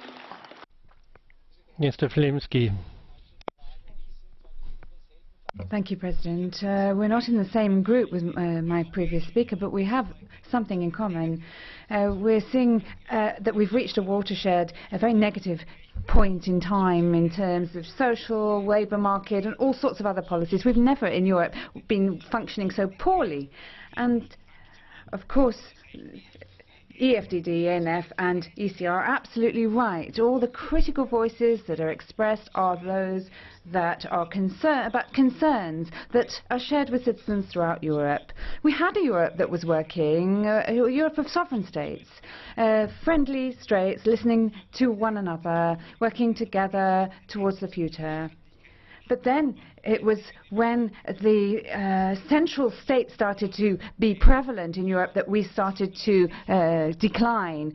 Poland, Hungary, Denmark, the proceedings have started, and I don't want to even think about the impact on Austria and Germany as a result of the crisis. It's not a Europe of friendliness and positive forward thinking. This is a harsh Europe, and we have to correct these negative elements, especially in terms of the currency. Nothing wrong with a common currency if it works, but the euro doesn't work. It does away with prosperity, with purchasing power, and perhaps we need to go back to national sovereign currencies or split the zone. I don't know. And what about the borders? There's nothing wrong with having open borders, but it's not working. Organised crime is coming en masse into our European countries. We've got illegal migrants. We've got, of course, terrorists coming in as well. So here we have Schengen is coming down and we're building up walls, and of course there's going to be a referendum on Europe in Britain, and I hope that everyone, all the countries in Europe, all 28, will do this, because if the heart of people is not the main concern of Europe, it's never going to work. What Europe is doing at the moment is driving people away. Mr. Voigt. Thank you, Mr. President. Today we've had the introduction of the presidency for the Dutch presidency of the program of the Dutch presidency, which was disappointing because Mr. President in office, you can say that there is a flow of refugees, but it's true that 80% of these people are not fleeing war, they're fleeing poverty, they're economic refugees, and they need a quite different policy. It's not humanitarian aid that's needed so that more of them can come to Europe. We need to help them to stay in their own countries, to have some prospect there, and not to keep on having to flee. And you said nothing about that. You said nothing about security and order being maintained in Europe. The events in Cologne should give you pause for thought. What are you going to do to stop Cologne and other places in Europe seeing all this happen again? Schengen is in practice out of operation. Panie Przewodniczący, Szanowni Państwo. Mr. President, ladies and gentlemen, the Netherlands presidency is taking over the presidency at a time when some very important issues need to be tackled. Now, of course, the European Parliament will be working on its position with regard to the multi-annual financial framework and its review during the next 6 months. The first step, of course, is up to the European Commission according to the procedures. However, the Parliament is not going to sit back on its laurels, and we will be working very hard on this to be ready in June. Now, I would like to draw your attention to the fact that the Netherlands presidency will be a partner in this process, even though it may not be one of your priorities. Now, the urban issues are a very important priority during the next 6 months. A group of members of the European Parliament are following this agenda, the urban agenda, very closely, and the work carried out by the presidency of the Netherlands with regard to the urban dimension will be closely followed. The Amsterdam conference, for example, and a very interesting draft of the Amsterdam Pact, which will be devoted specifically to this subject. I would like to draw your attention to this priority in terms of the urban areas, problems and opportunities as well that exist in these areas, which are the focus of attention of the Dutch presidency. So I'm looking very much forward to hearing proposals. Yes, Mr. President, the Dutch presidency will be confronted with this daunting challenge of responding to the refugees crisis and protect the Schengen area. But you can be sure that if you want to have European citizens united in this big undertaking, you also need to ensure much stronger recovery. And much stronger recovery means to start with an ambitious strategy for growth and jobs, updating Europe 2020 and making the best of this energy transition and the digital revolution, this is for sure. But let me tell you that the single market is important, but is not enough. And you need to ensure that the investment plan will be implemented much swiftly, and you also need to tackle this difficult problem of tax avoidance and tax evasion in Europe. We can no longer go on with this unfair competition between multinationals and SMEs, between member states.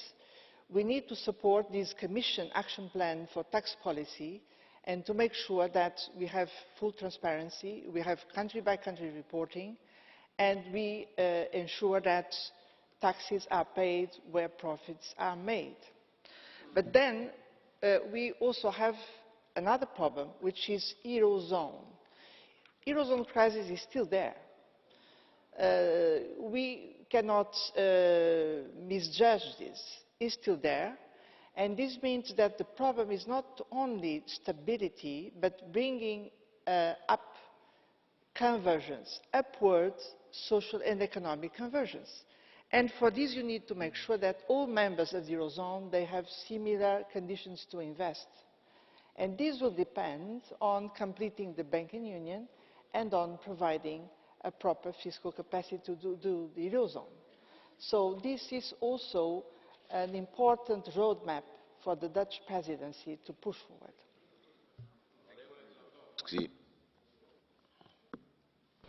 Panie Przewodniczący, Panie Premierze, nie jest dziś... Mr. President, Prime Minister, ladies and gentlemen, it's not difficult to set the priorities of the Netherlands presidency right now because the European Union has to tackle a great number of problems at the moment. And of course, the citizens of Europe are concentrating on the following problem. The migration crisis needs to be resolved. A compromise must be reached, one that will substitute the present policy of relocation, which is obligatory. We know that the situation in our various member states is difficult. We know what is happening in Calais. We know what happened in Cologne and other European cities on New Year's Eve.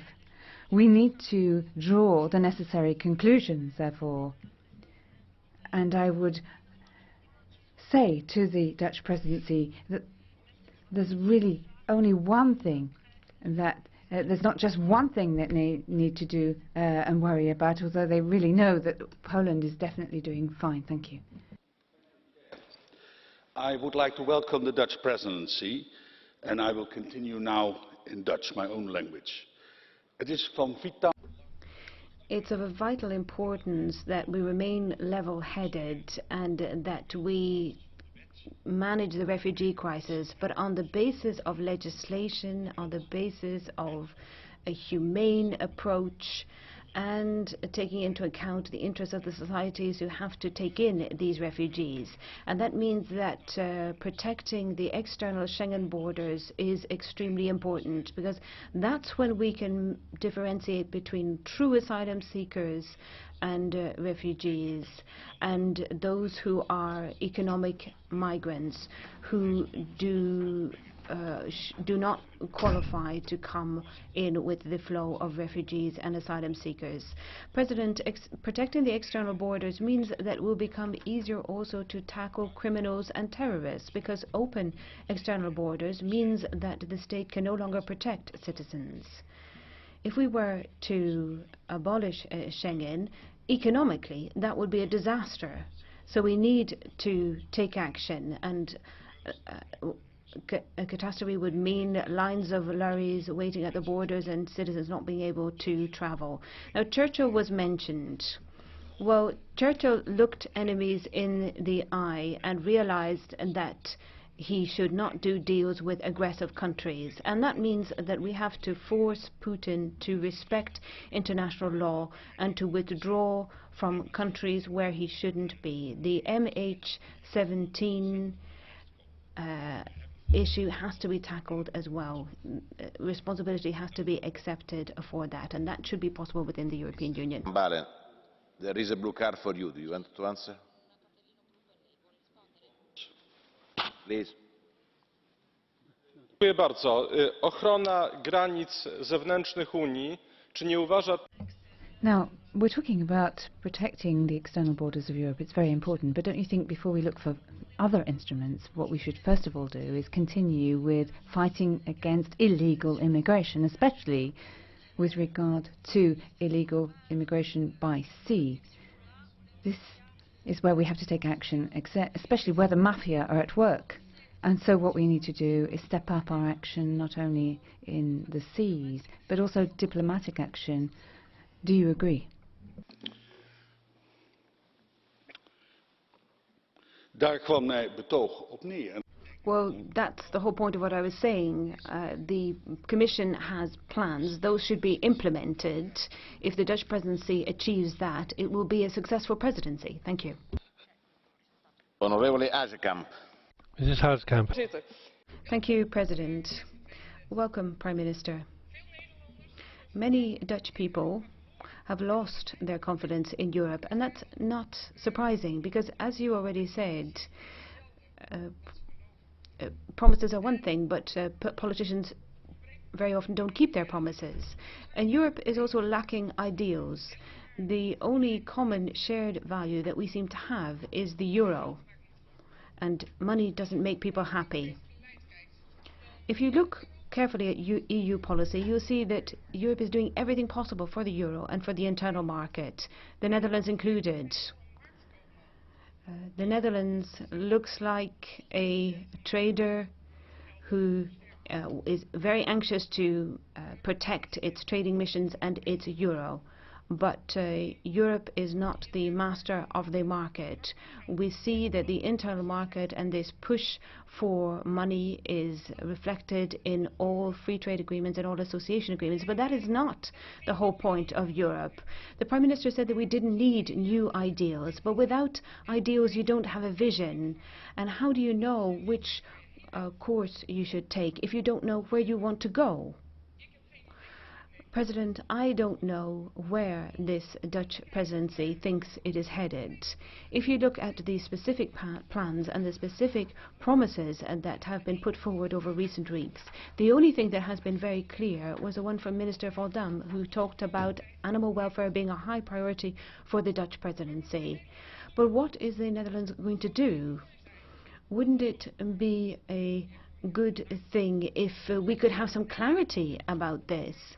If that the Netherlands could do something about stray dogs in the Netherlands, so we could put an end to castrating pigs, that we were to reduce animal transport at times. That would be nice. Put an end to animal suffering. And another point I think that needs to be tackled is CAP subsidies that need to be done away with. Thank you. Honorable Giegold. Mr. Giegold.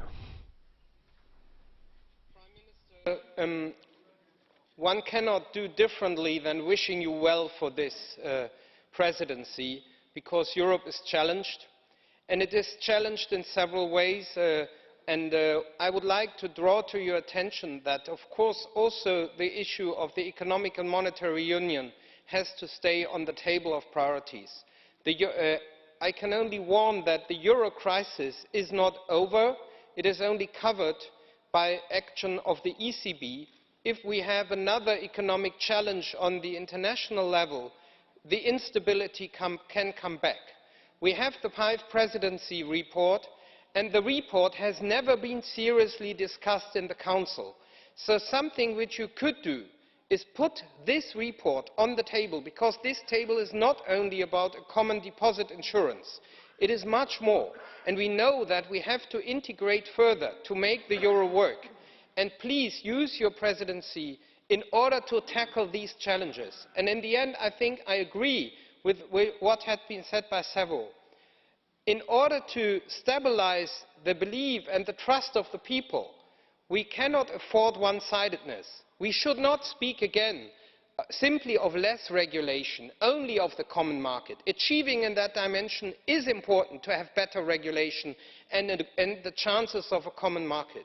But we have also to be effective when it comes to the values of Europe, of social justice, environmental protection and democracy. So please be not one-sided, but serve everybody who has doubts about the state of Europe. Honorable Lundgren. Mr. Lundgren.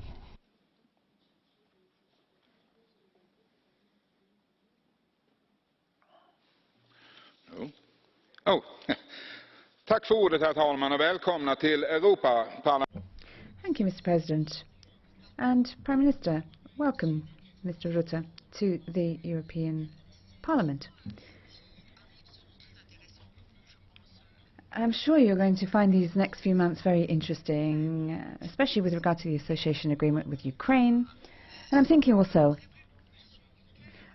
of Mr. Juncker's plans in encouraging Dutch voters not to vote against the agreement, because that might open the door to a continental crisis, as Juncker puts it. What a wonderful way to conquer democracy. Encourage people in the Netherlands to vote in a particular direction. And there will be the question of immigrants in Sweden. We decided that what we need to do is start up border controls again. We expect 90,000 new arrivals in 2016 at the borders. What are we going to do? How are we going to cope with this? Here in this hemicycle, the political elite are telling us what to do. But nobody dares assume responsibility for the impact of these decisions in various member states. What about countries like the Netherlands or Sweden, where migration policy is being discussed? Apparently we want to create jobs for these new arrivals. We haven't even got enough jobs for our own citizens, so what do we do? There is a blue card for you. Do you want to answer? Please, Mr. Stuger.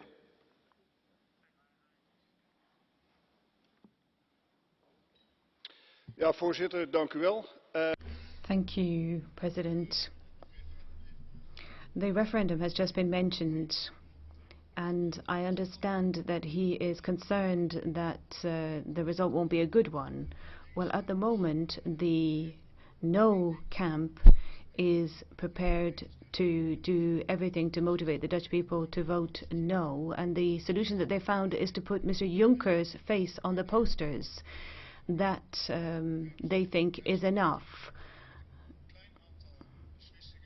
And that, is already an indication of the kind of policy of a lot of details, etc. That the kind of policy that Juncker is supporting is enough to put people off. Tack så mycket. Ja, naturligtvis är det ju så att EU kommer att försöka vad man kan.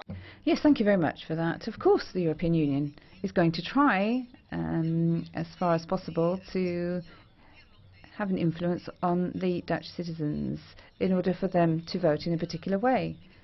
We didn't say that a negative vote would be a disaster, but it is a question of democracy. We cannot order citizens to vote in a particular way when we're talking about domestic issues of a concern to their own country. Signor Presidente. Thank you, Mr. President. Mr. President in office, let me start by apologizing to you, because you're starting today with your government, this 6 months in the presidency, and you see this kind of spectacle in front of you. Europe is telling you all the things that you should be doing. Meanwhile, there are 50 of us in here. There's a Europe that's worried about the next 6 months of Dutch presidency, but that doesn't work. While you were speaking, I saw women putting lipstick on, or people talking on the telephone, thinking about their business, not thinking about Europe's real problems. So what I'd urge you to do is this. In Italy, there's a film called Quo Vado, which is a box office record at the moment. It's done by somebody called Zelloni, or rather that's a pseudonym. And it talks about the defects of Italian reform in a joking tone, but it shows you how Italy actually works. What I would do is suggest that the same director do a similar film about Europe, and then you should see it, because what very often happens is the politicians speak, people in government speak, but then they do the exact opposite of what they've said they're going to do, and people aren't stupid.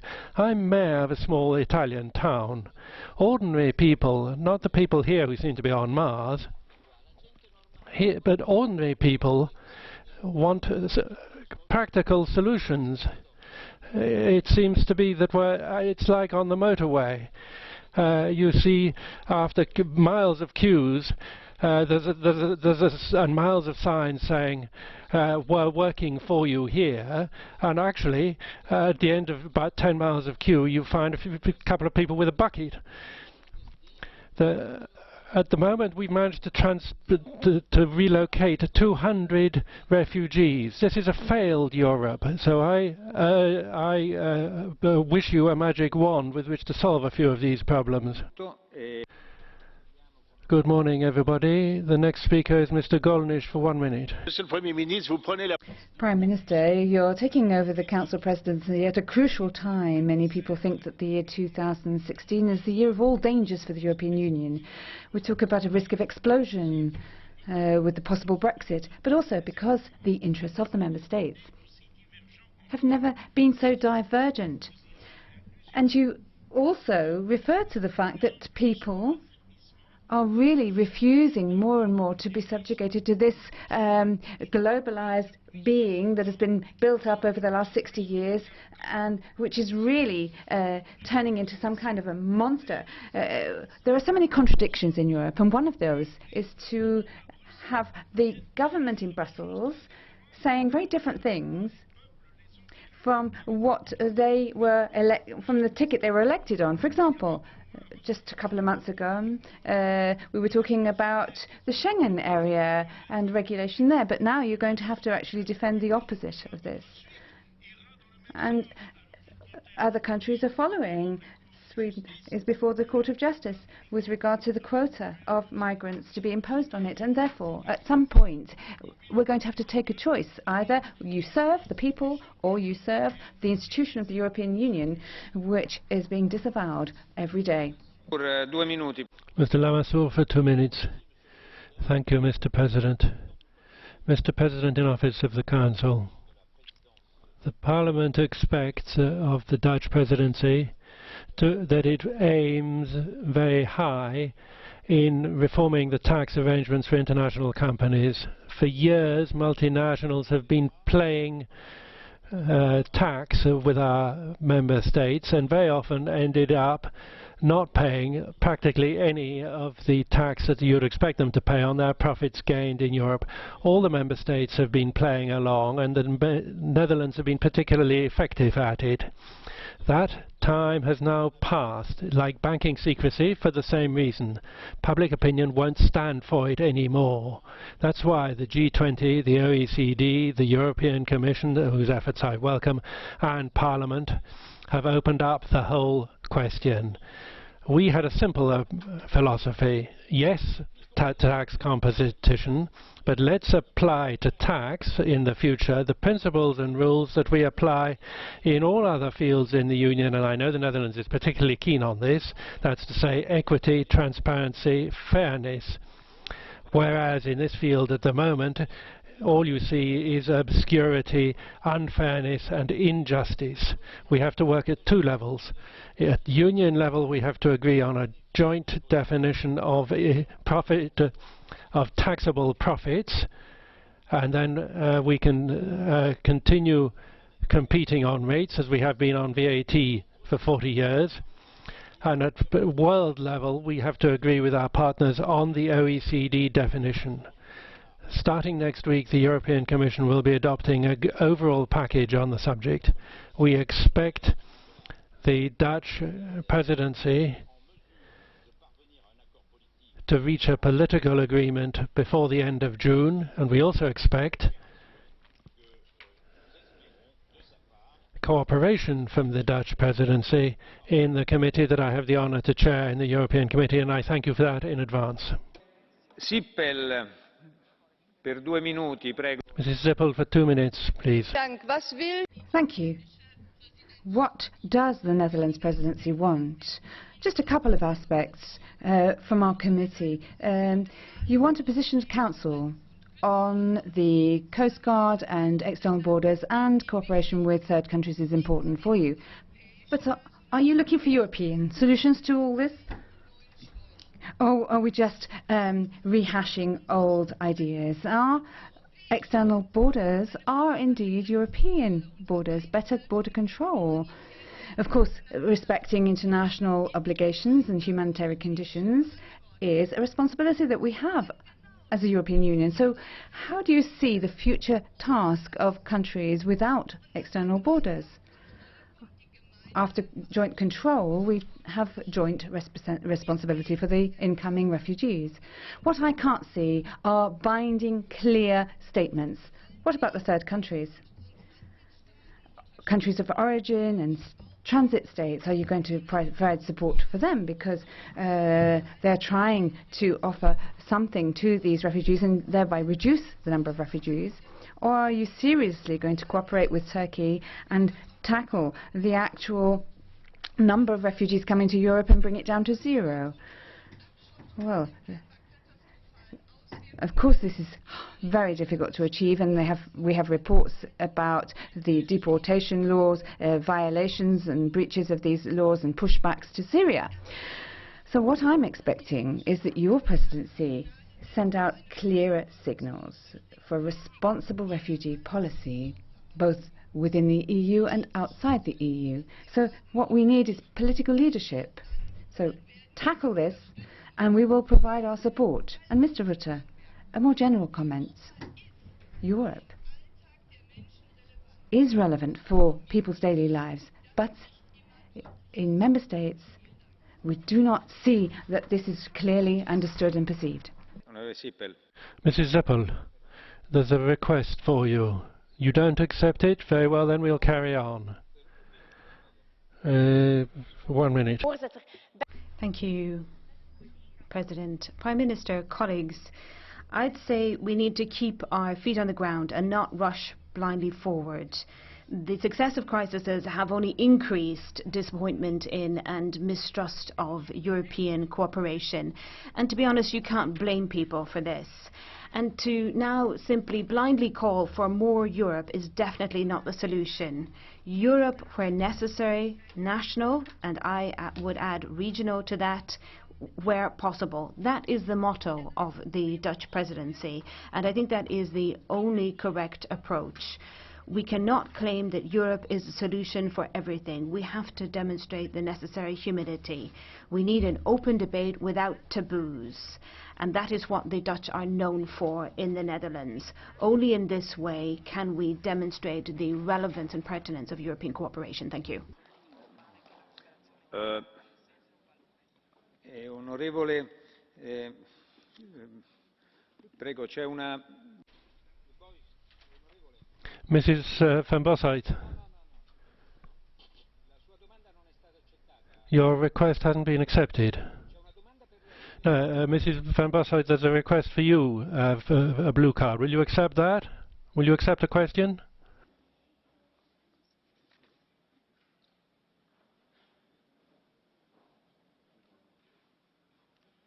La sua domanda. Oh.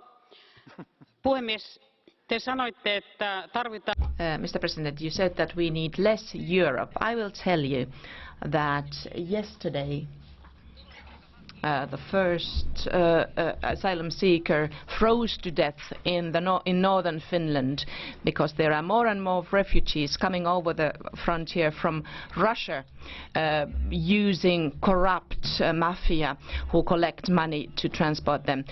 Do we not need more Europe in securing our borders? You said that less Europe is better in order to, but we need to save human lives.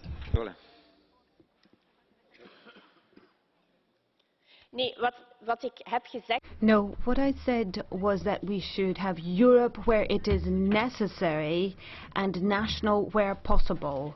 And I do think when it comes to the refugee crisis, Europe has a role to play, undoubtedly, specifically in terms of better controls on the external borders. That is something that we can tackle through European cooperation.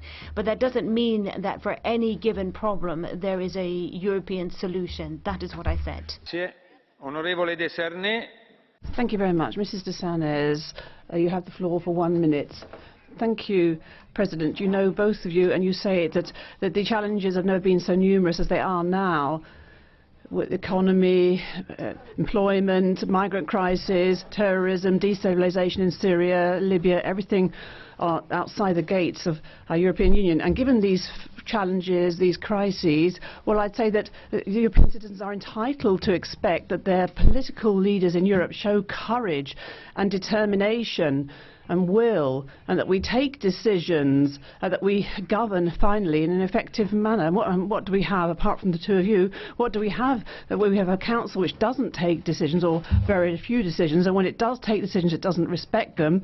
People are turning back in amongst themselves. We have a crisis of governance. We have a crisis in our decision-making, and we all know what we should be doing. People talk about Schengen. We will only save Schengen if we finally take the decision to start controlling ourselves, our external borders.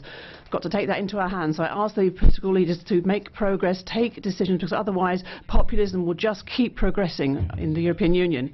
Thank you very much. Mr. Silikiotis, you have 1 minute. Mr. Prime Minister, the program of the Dutch presidency, unfortunately, is just a continuation of the same policies that led the peoples of Europe in a deep crisis. There will be more suppression, border controls, fences. So Europe will become a fortress for the refugees, and they will continue the neoliberal policy of austerity, which will make the humanitarian crisis worse. So what we ask is for the Dutch presidency to have a more humane approach concerning the refugees, measures for social growth, to fight unemployment and disparities in Europe. Concerning Turkey, we insist there should be no more hypocrisy. This country cannot be considered as a safe destination, because Turkey does not help the refugees, does not support the refugees. It violates every day the human rights of its own people. And on the energy union, we would like to see the implementation of the recommendations of Parliament. We want to fight energy poverty. We want to use our reserves of natural gas in Eastern Europe to help have more energy security. Domanda, l'accetta? There's a blue card from Mr. Frunzulică. Do you accept it? Prego. Grazie, Presidente. Dear colleague Silikiotis, indeed, Turkey doesn't respect its engagements. As well, Greece doesn't, guard its border, the external border of the European Union. And, this is a crisis of the European Union. This is a crisis of the Schengen area, and this is going to be a crisis of the euro currency, and then this is going to be a huge crisis of the European Union. We have to stop it now. We have to respect. Don't you think that we have to guard, to defend the external borders of the European Union in order to preserve this wonderful organization for the Europeans? Thank you. Grazie. Thank you very much. Mr. Silikiotis for the reply. First of all, the crisis cannot be solved just waiting from the frontline states to manage all the problems by themselves. It is an issue for the whole of Europe. Countries like Europe should be supported if they are to face up to these serious problems concerning the refugees. On Turkey, the European Union has the necessary mechanism to impose policies on Turkey, to make Turkey respect human rights, respect fundamental liberties, and to make Turkey manage the refugees in a humane manner. Per un minuto. For 1 minute, Mr. Telikabras. In times of Euroscepticism like ours, allow me to say that I miss in your programme specific measures and policies in order to face in new ways the challenges before us.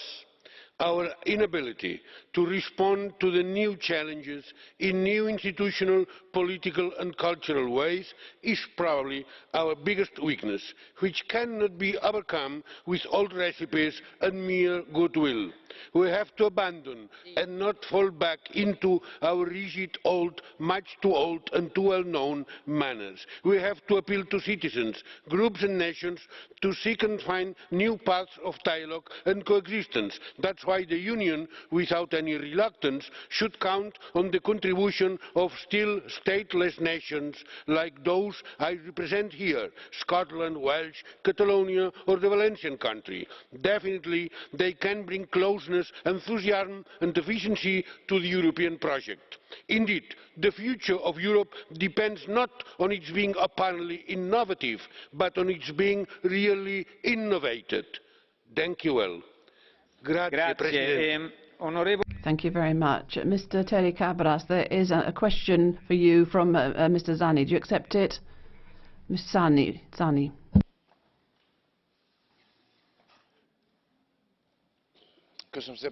Thank you very much for the opportunity. Colleague, you talked about the new challenges, and I somewhat agree with you. Let me humbly ask you, what is your opinion about the new phenomenon when we look at Eastern European, the borders between Austria, Germany, Croatia, Slovenia, and so on? What kind of challenge are we going to face in the Balkan countries, which are not members, and where refugees will accumulate? I don't think these are new, well, these are new challenges, but these are also very, very old challenges, because the problem of immigration is a very old problem in Europe. We have to solve these problems in a different way, in a new way. That's what I propose. Grazie. Thank you very much. I have to warn everyone that from now on it will no longer be possible to have blue cards, because we're 20 minutes behind. We have many speakers still for this debate. So, Ms. Collins, for 1 minute. President, Kharoush Gamia, the rape and sexual abuse of women by male Muslim gangs, usually in crowds to protect the perpetrators, and carried out as a punishment for women in public. Now happening in Europe, thanks to Angela Merkel's and the EU's policies. It's been happening in Muslim countries for years. Amongst the migrants that we've waved through into Europe, there will be fundamentalist Islamics and some Daesh supporters, and we're going to see more of this behaviour. In the north of England, over the last 20 years, groups of Pakistani men have subversively and systematically raped young white girls, and some have been convicted. While some Labour-run councils have turned blind eyes to these crimes for the fear of rocking the multiculturalism boat, and that's according to one of their own MPs. Every person in this chamber, every UK politician, should stand up against this and put women and children first and forget their own politics. Grazie, onorevole Collins. Thank you, Ms. Collins. And now Ms. Morvai, 1 minute as well. Thank you very much, Chair. Prime Minister, is it new to you when I say that Europe's citizens would like to know what you personally want for Europe, and what does the European presidency would like to do about the ever-increasing flow of migrants? Please reply to this question. I don't want to make a mistake and ask a question and answer it for you, but we do expect your answer to this question. We would like to know how long the European Union will remain silent about the Black Night of Europe, December the 31st, 2015, Cologne. Would you like to investigate this and the ever-increasing number of violent acts against women perpetrated by migrants? Do you want to do anything about the truck drivers who are suffering in Calais? Are you going to find any solution, or at least attempt it? Thank you. Thank you very much. Mr. de Grandes Pascual for 2 minutes. Thank you, President. Κύριε Πρωθυπουργέ Ρούτε, καλώς ήρθατε στο Κοινοβούλιο σε μια δύσκολη περίοδο, σε μια περίπλοκη περίοδο για την Ευρώπη. Είμαστε σε συγκυρία μεγάλων δυσχεριών, τις οποίες περιγράψατε κι εσείς, και προκλήσεων, και η κυριότερη είναι η κρίση των προσφύγων. Ο έλεγχος των ροών προσφύγων χρειάζεται μια περίπλοκη απάντηση και πρέπει να αντιμετωπιστούν και τα αίτια της και πρέπει να δώσουμε αποτελεσματική απάντηση για να ελέγξουμε αυτές τις ροές προσφύγων από τη Συρία, για να υπάρξει σωστή και ισορροπημένη κατανομή μεταξύ των κρατών μελών. Αυτά πρέπει να γίνουν με κοινή προσέγγιση. Πρέπει να καταπολεμήσουμε αυτό που οι ίδιοι αποκαλούν Ισλαμικό κράτος εντός και εκτός των συνόρων του. Για να δώσουμε όμως σωστή απάντηση σε αυτές τις προκλήσεις, δεν θα πρέπει να περικόψουμε έναν από τα μεγαλύτερα επιτεύγματα της Ένωσης, το Σέγγεν, την κατάργηση των συνόρων και την ελεύθερη κυκλοφορία ατόμων και εμπορευμάτων. Δεν πρέπει να θυγούν τα θεμέλια του ευρωπαϊκού ιδεώδους. Και αυτό το είπε επανειλημμένα προειδοποιώντας ο πρόεδρος Juncker. Να σεβαστούμε την άποψή του, γιατί νομίζω ότι είναι σωστή. We have difficulties in the European Union, and at the moment we've got increasing political instability in the European Union, and I think that the member states have to look at the work that needs to be done on innovation and on renewing our common security and foreign policy.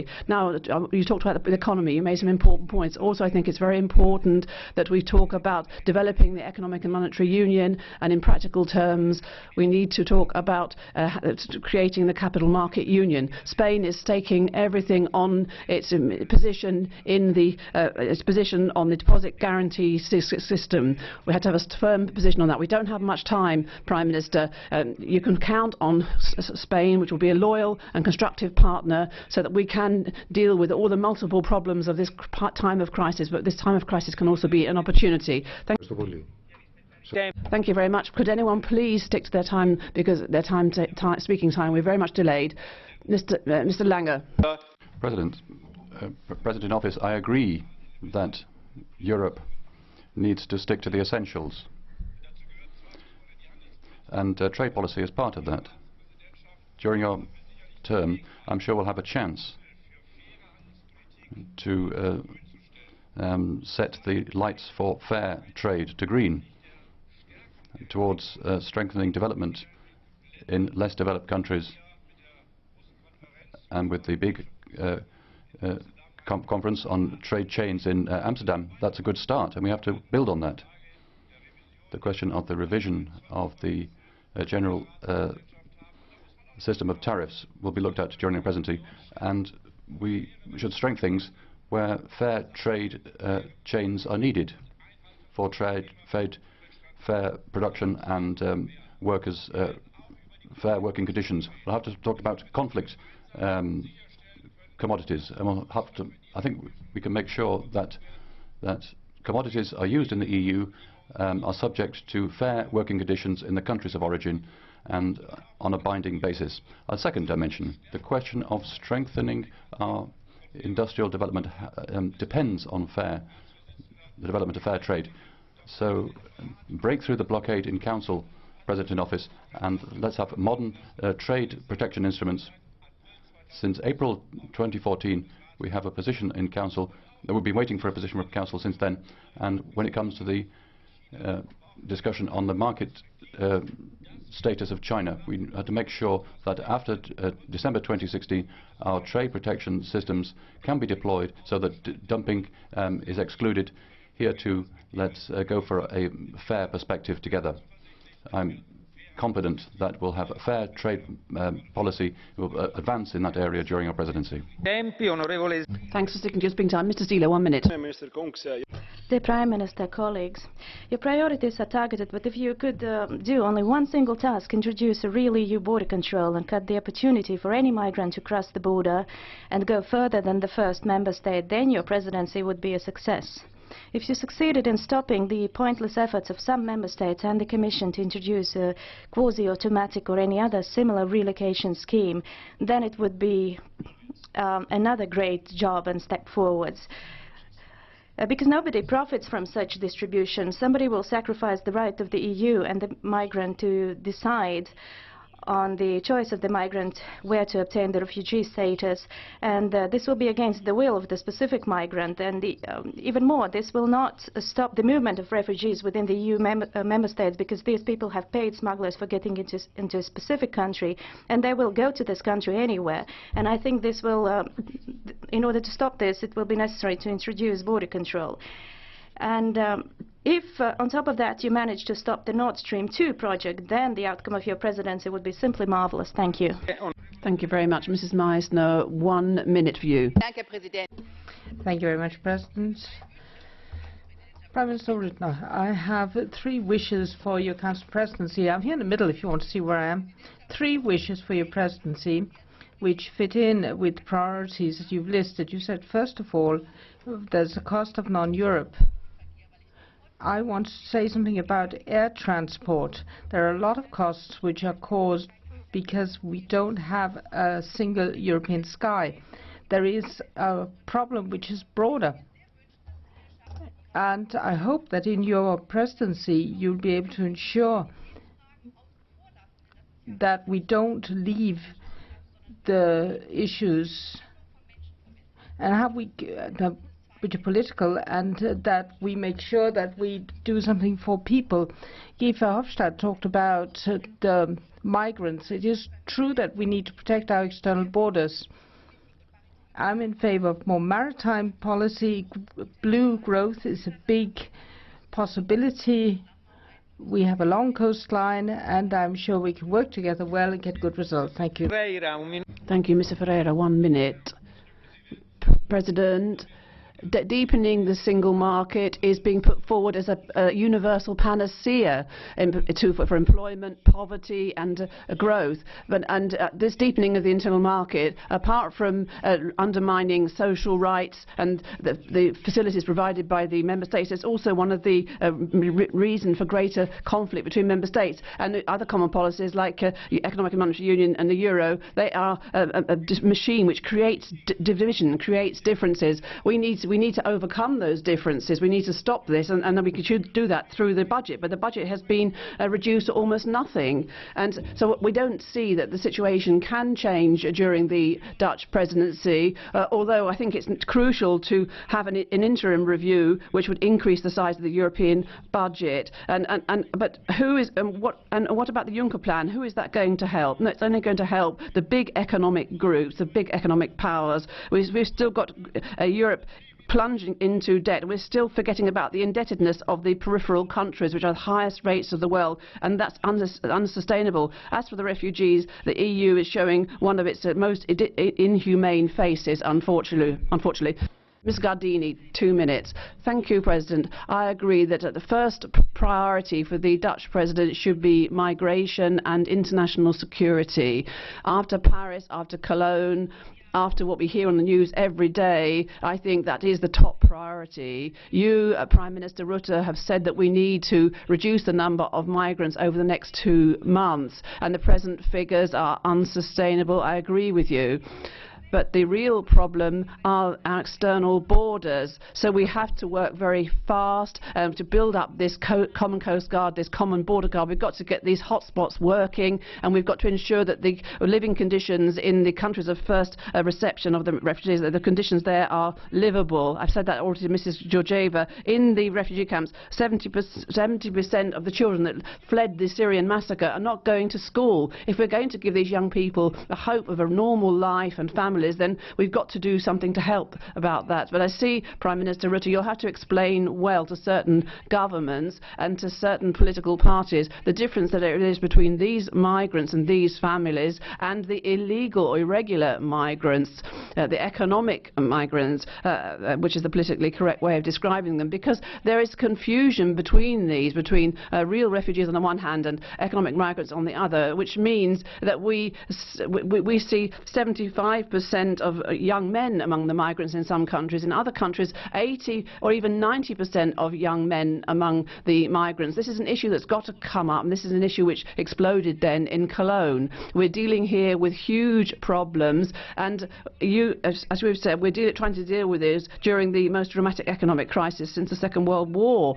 But this situation is something we have to resolve, otherwise we won't even be able to solve the problems of the economic crisis, because this situation is making Schengen vulnerable, and if Schengen is vulnerable, then the single market is vulnerable. Well, we have been able to vote in favour of the PNR here successfully, and I hope that we'll be able to complete that process successfully at the next part session. I hope that you'll be guided by pragmatism, and I wish you all the best for your presidency.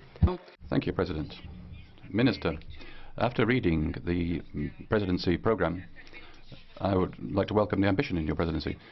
But will you be consistent when it comes to the budgetary implications? You can't ignore that we've voted a budget for 2016 with the maximum flexibility.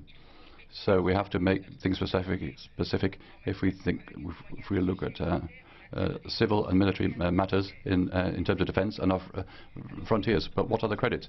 We need research financed by the Union for Growth. But you know that 86% of good projects are refused because of lack of funds, not accessibility, as you say.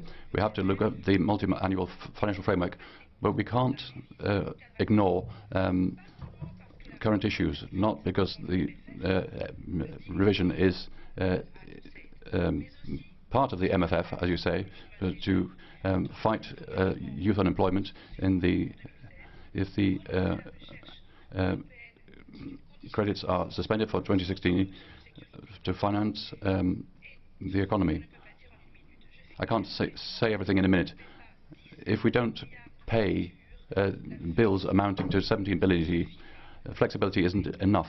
We have to find new receipts, new revenue for the Union. Mr. Kirkhope, 1 minute. President, Minister, Commissioners, rarely has there been a tougher time than the EU is facing now, so it's a tough time to hold the presidency. A security crisis, a migrant crisis, a Europe in need of economic recovery and renegotiations with the UK. But I'm an optimist, and I think we can overcome these challenges. I'm encouraged by the Dutch presidency's key proposal to chair a union that focuses on the essentials. It may not be the most dynamic of aims for a presidency, but doing less and doing it better, and aiming for simplicity over grand gestures, is the key to good lawmaking and finding the necessary solutions to our collective challenges. As rapporteur for the migrant relocation mechanism, I encourage a sensible and measured approach to the upcoming proposals for Dublin, the Schengen Code, resettlement and security. And I hope that this is a presidency that will also deliver the better regulation for a better Europe that we all seek. Thank you very much. Mr. Federley, for 1 minute. Thank you very much, President, and I'd like to welcome the Dutch Prime Minister to the European Parliament. I'm always very happy when we have a liberal who has a leading position in Europe, and in this difficult time it's very good to have liberals at leading points. We have waves of nationalism breaking all over Europe, but whenever we have stagnation economically, we get people standing up against each other. And the nationalist challenges we're facing has arisen because we've not been able to solve these problems at European level. With the economic capabilities we have, we would have been able to cope with the migrants. But now we're talking about limiting the entries, and that's because of neo-nationalism, and it's because of economic stagnation. I hope you'll be able to deal with the challenge both economically and in terms of migration. Mr. Györk, 2 minutes. Thank you very much, Prime Minister, dear colleagues. I'm the rapporteur for the Energy Union, so I welcome the relevant priorities of the presidency. I agree that you want to focus on sustainability targets and the duties arising from the climate summit in Paris in 2015. But when we are talking about energy policy, we have to talk about the international competitiveness of European industry. High energy costs, administrative burdens, and inappropriate trade policy mean that energy-intensive industries are in danger in Europe. Therefore, I welcome the conference that is going to be organized by the Commission on challenges in energy policy, so I hope that this will have tangible results. But I ask the Dutch presidency to address industry policy and trade policy as well, in addition to climate policy. A good example for this is the emission trading system and its reform. And we have to focus on industries affected by carbon leakage. In the longer term, we have to take a look at adjustments in CO2 emissions. And we have to strive for solutions on third country products which are more competitive than European products because the requirements, environmental requirements in those countries are less stringent. In my opinion, we have to focus on industrial policy, climate policy and energy policy together in order to create more jobs. Thank you very much. Mr. Corbett. Thank you very much, Mr. Corbett. Thank you, Prime Minister Rutte. That was an impressive speech with a historical sweep which reminded us that Churchill was among those who launched the process of European integration, something the current crop of British Conservatives seem to have forgotten. But you went on to focus criticism where you agree with them, it seems, on the alleged problem of excessive regulation that the European Union inflicts on member states. There are three things wrong with that analysis. First, the Union only ever has legislation if national ministers in the Council have agreed that it's necessary to have common rules. Second, when we get it right, common rules are an exercise in cutting red tape for businesses by having a single set of rules instead of 28 divergent ones. And thirdly, those rules are about making our market fair. We have common rules to protect consumers, to protect workers, to protect the environment, to ensure fair competition. When we get it right, appropriate regulation is not a burden, it is an asset. Thank you very much, Mr. Starbatty. 1 minute.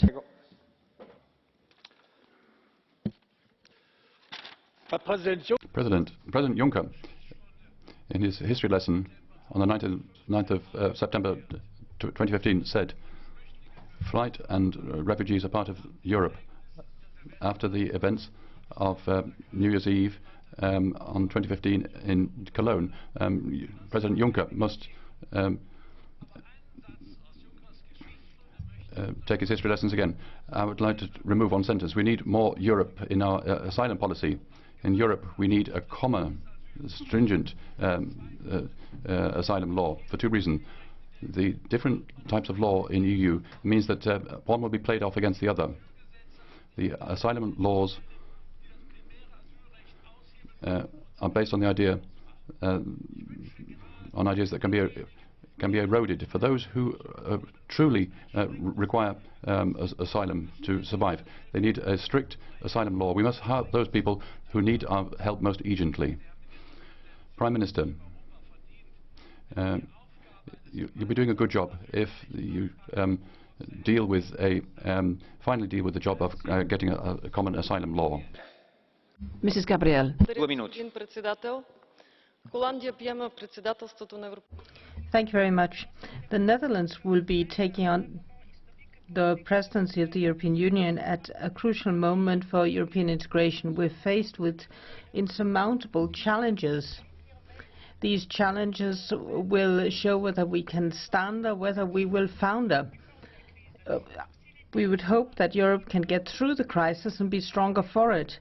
If you could come up with mediators to find compromises and at the same time have the strength to defend our acquis, then you'll have done a good job. I would like to focus on two subjects. When it comes to migration, we need to go beyond emergency measures. We need to have long-term measures in place. The presidency needs to look at the mechanism of housing, but you need to look at the Schengen and look to Hungary, which defends the external borders. When it comes to terrorism, the main challenge is the difficulties of member states in changing the current situation.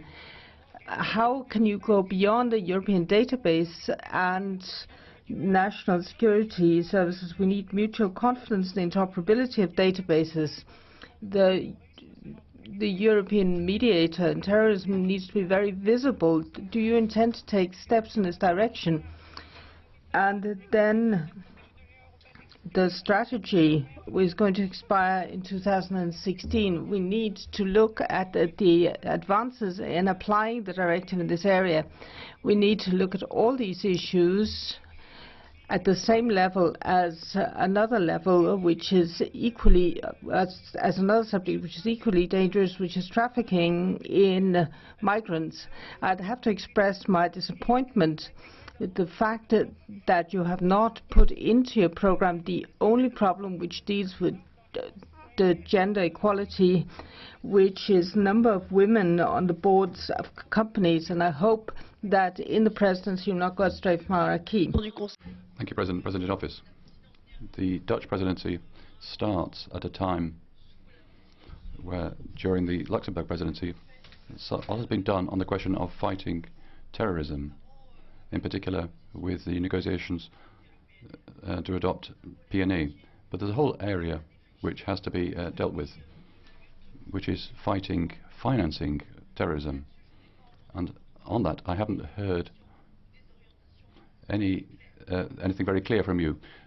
Can you tell us what you plan to do in that area during your presidency? Equally, I imagine that your presidency will do something about the position taken by the Commission having to do with the Belgian tax system. In this area, coherence with the work being done in the tax committee in the Parliament, following the LuxLeaks scandal, I think a lot has to be done, not just in the EU as a whole, but also in your country. And you could use your presidency to show an example, including responding to the constant demands of this Parliament to make sure that the reporting country by country should be adopted under good conditions, that is to say public conditions. Thank you very much. Mr. Niedermayer, for 2 minutes. You have the floor. Thank you very much. Dear Mr. President and Prime Minister, we know that we are in a very difficult time, we are under pressure, but this pressure can be used as the way how to get finally good decisions. I hope that good decisions will come from your presidency in months to come. Let me mention 2 areas. The first, unlike Mr. Lambert, I believe commitments of your presidency to tackle the problem of taxation in Europe. Due to work that was done by the Commission and the Parliament, we can make and achieve huge progress in months to come. And I hope your finance minister will show the commitments as was presented at the Econ meeting and will push it through. At the same time, I want to remind you that the anti-BEPS directive that is currently prepared by the Commission is only a partial solution of the problem. I would like to ask you to show commitment and dedicate the energy to get support for CCCTB project in the Council. And I hope you will succeed. More importantly for our citizens, let me talk about the migration. On migration, we just don't need the words and the meetings, we need solutions. We have good proposals, we have good tools, and we just have to implement them. Let me mention all of them, or most of them: protection of the borders, list of safe countries, treaties with our neighbours, better law enforcement, repatriation programme, and fair sharing of the cost. I would kindly ask you to really act on time. We need a quick solution for the better future. Not just the meetings, not just the declarations, but the solution. I hope you will use your experience, your credibility to secure necessary agreement in the Council. Thank you. Thank you very much, Ms. Toya. For 1 minute, you have the floor. I'd like to welcome the Dutch presidency, but I expect that you will be able, I hope you'll be able to really build a common area of agreement in Europe on the major issues, starting with migration. And I'd ask the Council to become a serious institution. That is, an institution that actually does what it's decided to do in full view of the public in adopting its decisions, but then needs to implement them. European credibility is at stake, and we've got to look at the collapse of Schengen, because if Schengen collapses, then other pillars of the European Union will collapse as well, as President Juncker warned this morning. So we'll also ask you, Prime Minister, that you pay particular attention to certain points in your programme. I'll start with innovation that's also linked to the research programme. We all know in this chamber, because we've fought hard on this over the year, that our multi-annual budget has made a few important choices, and one is Horizon. We've invested a lot of money in Horizons. That's important for science and for our social challenges, and it's important important for industry and for competitiveness and economic recovery. What you've got, you've got to assess Horizon, carry out a mid-term review of Horizon. But also, I think you need to focus on certain objectives. Let's not lose out here, because that's a very important choice in this European budget. Let's take best use of that budgetary choice. We'll put our trust in you and we'll support you. Thank you very much. Mr. Rangel for 2 minutes. Thank you very much, President. I would like, first of all, to welcome the Dutch Prime Minister. Thank you for his very ambitious programme, and it's on the right track, mainly. I'd just like to underscore 2 aspects. The first one relates to the issue of migrants, refugees, and relates to the issue of migration. And here, sincerely, I'd like to say that we need more commitment from the Dutch presidency in the creation of a common coast guard and a common border guard. I think that's an essential pillar in order to guard and protect our borders on the one hand, but also to be able to create the embryo of an internal security and defence policy of the European Union. If we have this strength and we can create this police force and a border guard force and make it work, and what was done up to December was disappointing, but if we get a really effective border guard, partly military, partly police force, that will be a big step forward when it comes to the protection of our borders, a big step forward when it comes to the defence of the status of refugees, and also a defence of our real migration policy in the European Union. And the second point has a downside to it, and that's to do with international trade. And what I see, that when it comes to the priorities of the Dutch presidency, there isn't room for Mercosur. But Mercosur last year made an offer to the European Union, and how can the Dutch presidency turn its back on countries like Brazil, Argentina, Uruguay, Paraguay? How can we have stake everything on Mexico and renegotiating the trade agreement with them, but while ignoring the most important trading area in Latin America, allowing that to remain paralysed? It's strange, especially given the Dutch presidency, which has historical ties with Brazil, and then of course it has Suriname very close. So it's very strange that the country with your tradition has forgotten about Mercosur. Thank you very much, Ms. Steinruck. You have 1 minute. Prime Minister, you're quite right. The EU has to interact positively with people on a day-to-day basis, and that also means not living in poverty, having decent work and having a pay that you can live off. I think fairness should be the leitmotif of your presidency. Combating poverty, fair mobility for workers, and the principle of equal pay for equal work. As soon as possible, we need the mobility package, including a revision of the Posting of Workers Directive. The loopholes that we have must be closed, and this is in terms of public procurement, for example, and procurement generally. This also applies to the digital single market. The protection of workers is equally important. It's as important as economic liberties. We know what the problems are, so tackle them. It's important that we can make people feel that there is a future for Europe. Ms. Switzer. Thank you. Thank you very much. The Dutch presidency comes at a difficult time when Europe is faced with a lot of worries and with an external and internal crisis. The expectations are very high, and we expect Europe to be united and determined. We have understood your priorities, and of course we need to have a comprehensive approach to the migration crisis and insecurity, because if Europe is not stable, this increases different types of threats, including terrorist threats. The Paris attacks have raised our concerns in this respect. Rigorous control of our borders is certainly necessary, and this is why it is necessary to implement the package on migrations as proposed by the Commission. I personally believe that Schengen will survive, but you need to know know that there are countries, including Croatia, that need to meet the requirements to enter the Schengen area. And now we are talking about the very survival of the Schengen area. We should implement the protection of our borders and the action plan with Turkey. There is no other solution. I support your other priorities, opening of new jobs, in particular when it comes to measures for youth employment. When it comes to stable finances and strong euro area, this is something I support, in particular when it comes to fiscal policies. We also expect measures for motivating growth of SMEs and competitiveness. Your long-term goal in the field of energy is also clear. We need to have a combination of short-term and long-term objectives, and this might result in a successful presidency.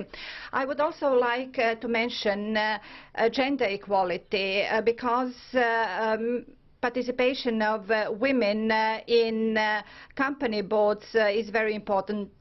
Perhaps you have reached this goal in... Mr. Niedermüller, 1 minute. Thank you very much, Mr. President. Mr. Prime Minister, you presented a professional and a comprehensive, all-embracing program. So business as usual, I should say, but this is far from reality. We are now witnessing perhaps the deepest crisis of the European Union, when the policy of inward-looking policies is gaining ground, as if the walls have not been broken down. Please, Mr. Prime Minister, look at what's happening in the Central and Eastern European countries. The European Union presented an example for them, and now they turn their back on the EU and ignore European values, whereas an increasing number of Europeans think that they have been let down by the European Union.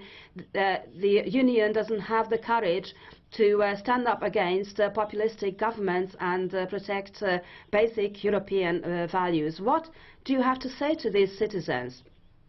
I'm a great admirer of the Netherlands, and I do trust that you will have the courage and the power to face up to this challenge. Thank you. Mr. Hökmark, 2 minutes. Mr. Speaker, Mr. Prime Minister, we and you have a lot of important challenges ahead. And the risk is that we risk forgetting that some of these challenges are more important than the others. And your presidency's most important challenge will be very fundamental, and that is to keep the Union together. Everything that we have been able to achieve is in some way challenged in a time of a lot of centrifugal powers in the Union and in Europe. Member states that are not following the rules shall be forced to stick to the rules, not by making European Parliament a political court, but to secure that we follow the legal procedures. The refugee situation must be dealt with, the well-functioning border controls and asylum process that we need in order to secure that everyone can and will take their responsibilities. We need to secure that the Brits, when they vote, have every opportunity and every reason to vote in order to stay in the European Union. We all know who would be the most happy ones if Europe is disintegrating, and we have no reason to make those dark forces happy. And you need to stick to a strong European Union regarding the challenges we have to the European peace order coming from Russia. A lot of people say that we shall go back to business as usual. And I can support that, but we can't do that until business is as usual. And that means that Russia needs to respect European and international laws and agreements. They need to stick to the rules that make it possible to have business as usual. Thank you very much. Thank you very much. I'd like to remind everyone that we can't take blue cards now, because half an hour ago we realised that we were very much delayed. Mr. Gualtieri, you have the floor for 1 minute. Thank you, Prime Minister, relaunching growth and employment and dealing with the refugee crisis, these are the top priorities of the European Union. And as President Juncker recalled, economic recovery is underway, but it's still insufficient. And I think it's good that in the Dutch work programme you are committed to promoting the capital markets union. You want to complete the banking union and based on the European guarantee deposit system. The capital market union and the banking union are essential for growth and stability, and it's good to remind us that the sharing risk between the capital markets and the credit markets is in itself an instrument for reducing that risk, and further steps, if they are well thought out and balanced to bring down risk, can be examined, but to preempt solutions outside the international and Basel context would be unacceptable and counterproductive. And finally, we need to know, especially given the crisis in emerging markets, the European Union must strengthen its internal demand, and we need to get fiscal consolidation that has to be sustainable, and we shouldn't actually hold up recovery. Those countries with more budgetary room should use that, and the more countries do use that, then they'll be more credible in asking others to obey the rules. Thank you very much. Mr. Christopher, 2 minutes. Thank you, Chair. I think that the Dutch presidency has to face important challenges, and the first is the refugee issue. For us, it is no surprise. The fact that Turkey does not respect its promises is not a surprise. That was recognized by everybody. But please tell me, when did Turkey respect its obligations? When they signed the Ankara Protocol for its obligations, have we seen Turkey since then respect its obligations? When it violates human rights, not only within, but also outside its borders, in particular in Cyprus, when there is an occupation army on European territory, Turkey has never respected any agreement that it has signed. How could we believe that on the refugee issues it would act differently? There is one word also. They are trying to fool us. What Turkey has agreed to is just an effort to fool us, because the European Union agreed to open Chapter 17. But Turkey fooled us. It does not want to respect and recognize anything. If we have a look at the geography in the region, then we will realize that Turkey bears a great responsibility for what is happening. The Turkish-Syrian borders are many hundreds of kilometers away from the Aegean Sea, but Turkey helps the refugees go to Greece, and at the same time it is trying to thrash the Kurds, who are the only ones fighting for democracy. I call on the Dutch presidency not just to exert pressure, but to convince Turkey to respect its obligations. I call on the Dutch presidency to help the President Nikos Anastasiadis of the Republic of Cyprus in his honest efforts to find a solution to the Cyprus problem, to show solidarity to a member state of the European Union that is under invasion and occupation from a country that we want to work together with, and we want to call her a responsible partner. Turkey has never been, is not, and will never become a respectable partner. Thank you. From now on, I ask everyone to be really punctual in using their speaking time, because we've got the votes coming up. We've got a reply from our guest. Mr. Kofod, 1 minute. Thank you, Mr. President. The Dutch presidency has, I think, a chance to bring real and positive change on 2 issues that I'd like to highlight. First of all, it's the continued development of the energy union. Central to this is to ensure continued development of renewable energy sources and linking the electricity market of Europe better and closer to bring costs down for European citizens and companies. The North Seas offer Europe an unparalleled opportunity to generate 8% of our electricity supply from wind and other renewables by 2030, whilst at the same time realising savings of 5 to 13 billion euro a year. In short, I believe the Dutch presidency should bring the countries surrounding the North Sea together and go for that vision. Finally, I think we need to deliver on the fight against tax fraud. In 2016, Europe needs to deliver upon the conclusions of European Parliament Tax 1 Committee. Council especially must now recognise the need for cross-the-board country-by-country reporting. We need to fight tax fraud. We need tax justice now. Thank you so much. Grazie. Thank you very much. Mr. Grzyb has 2 minutes. President, Prime Minister, presidencies always have ambitious priorities which are then checked by reality, to see how effective they are. First of all, the presidency will have to grapple with the issue of migration, especially of tight sealing the external EU border. This is a precondition for maintaining the free flow of people and goods, and thereby of maintaining the single market and the Schengen area.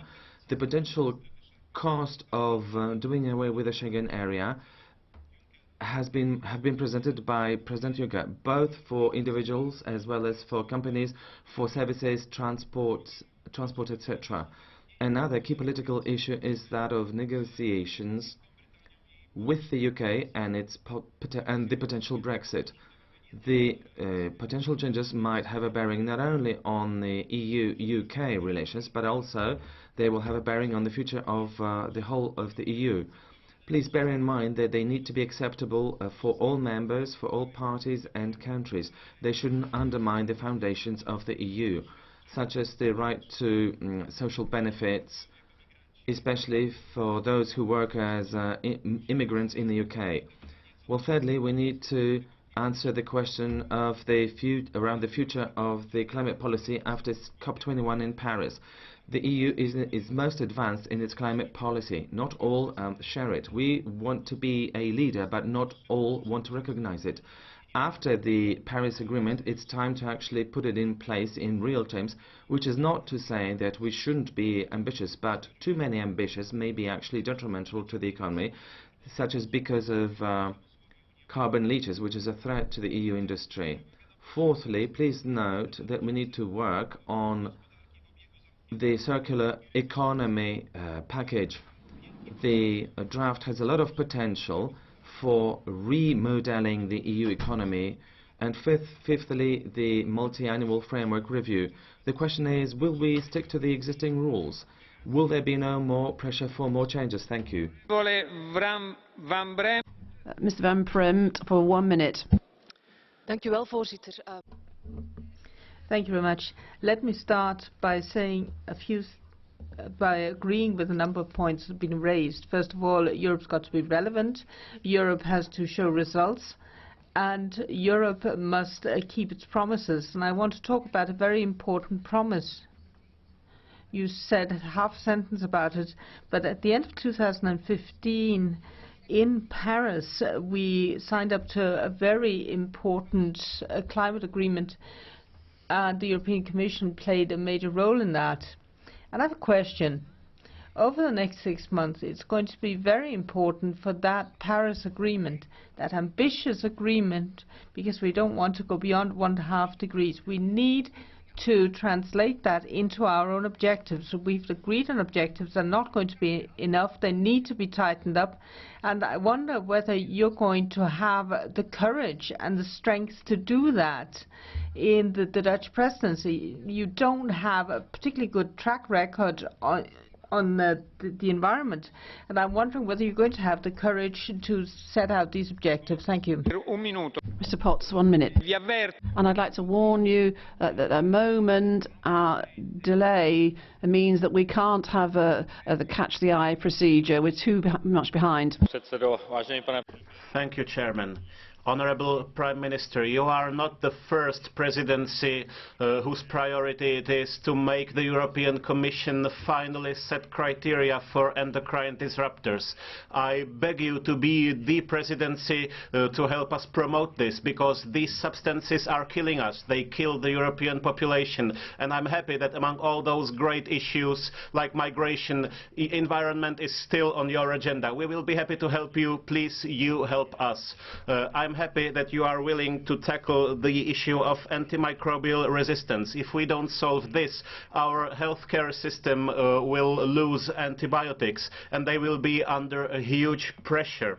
As far as your priority of sound European finance is concerned, maybe it would be enough to put an end to the practice of mailbox companies and tax agreements in the Netherlands. Thank you. Parola per un minuto. And now, Mrs. Garcia Perez, 1 minute.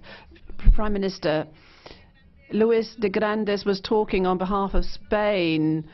Well, I won't be so bold. I'm not going to speak on behalf of a country, but I believe that what I can reproduce here is the feeling of many Spanish and European citizens, and that is that there is a need that we be able to deal with these major crises facing Europe now. We've talked about the refugee crisis, we've talked about the fight against terrorism, but there are also fundamental issues which you, in your presidency, will have a great responsibility for dealing with. I'm talking about the need to push forward the social agenda.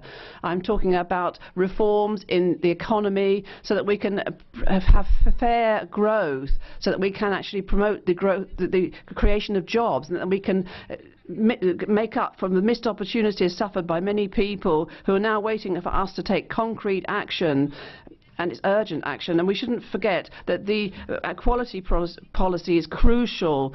The gender equality is important. Half of the European population is female, and directives are now being held up in Council, and you will have a major responsibility to bear there in pushing those forward.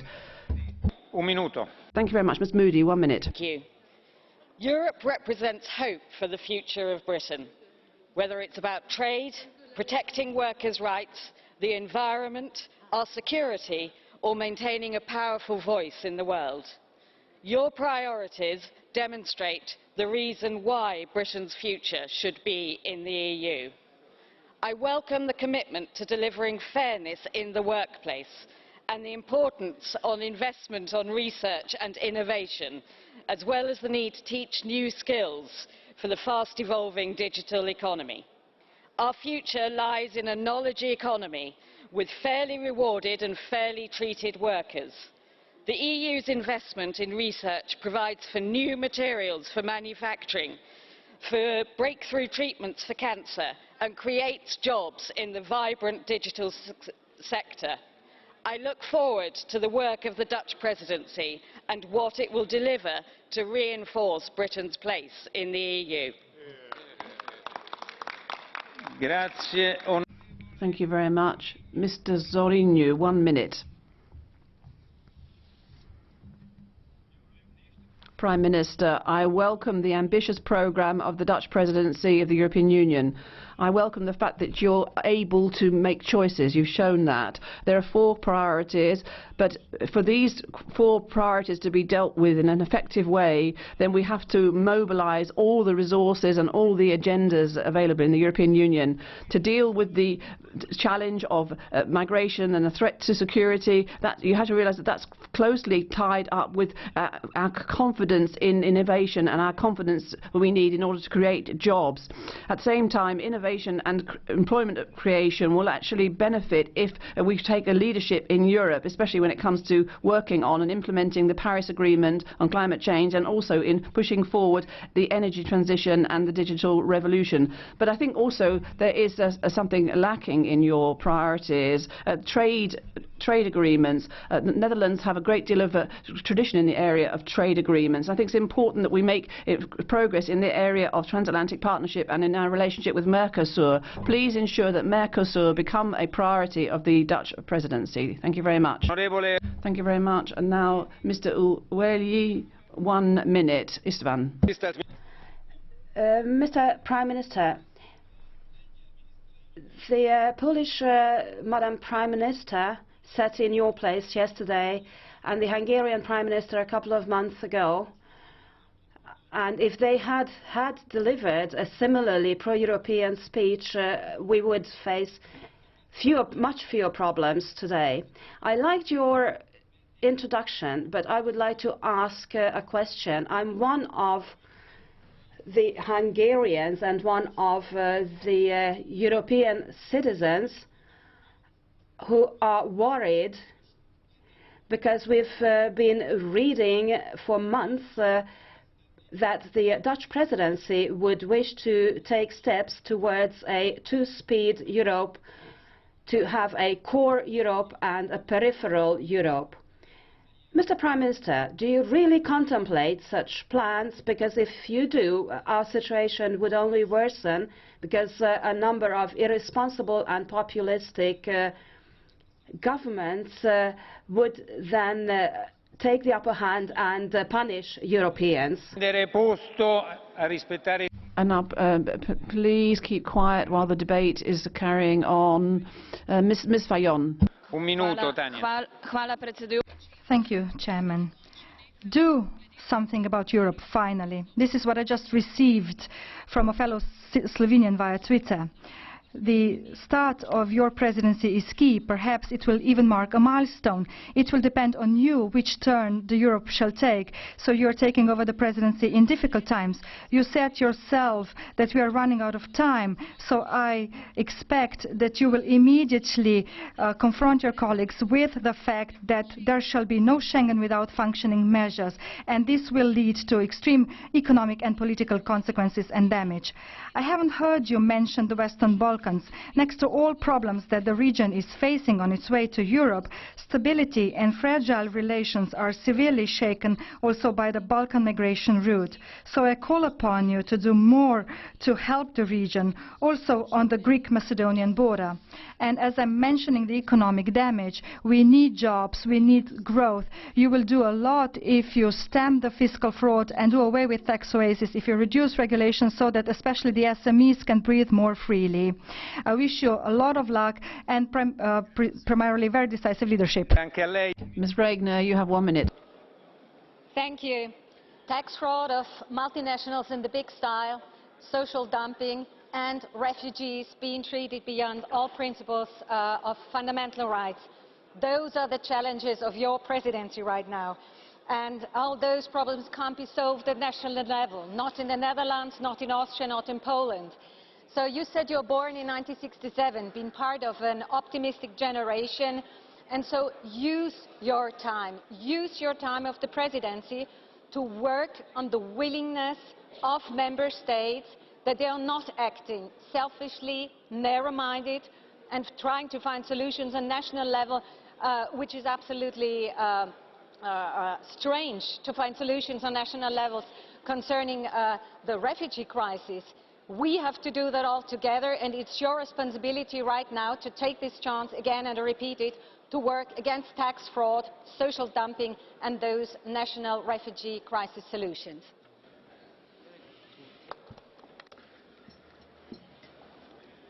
Wer ist dran? So. Mark, warte mal. Just a moment, Mark.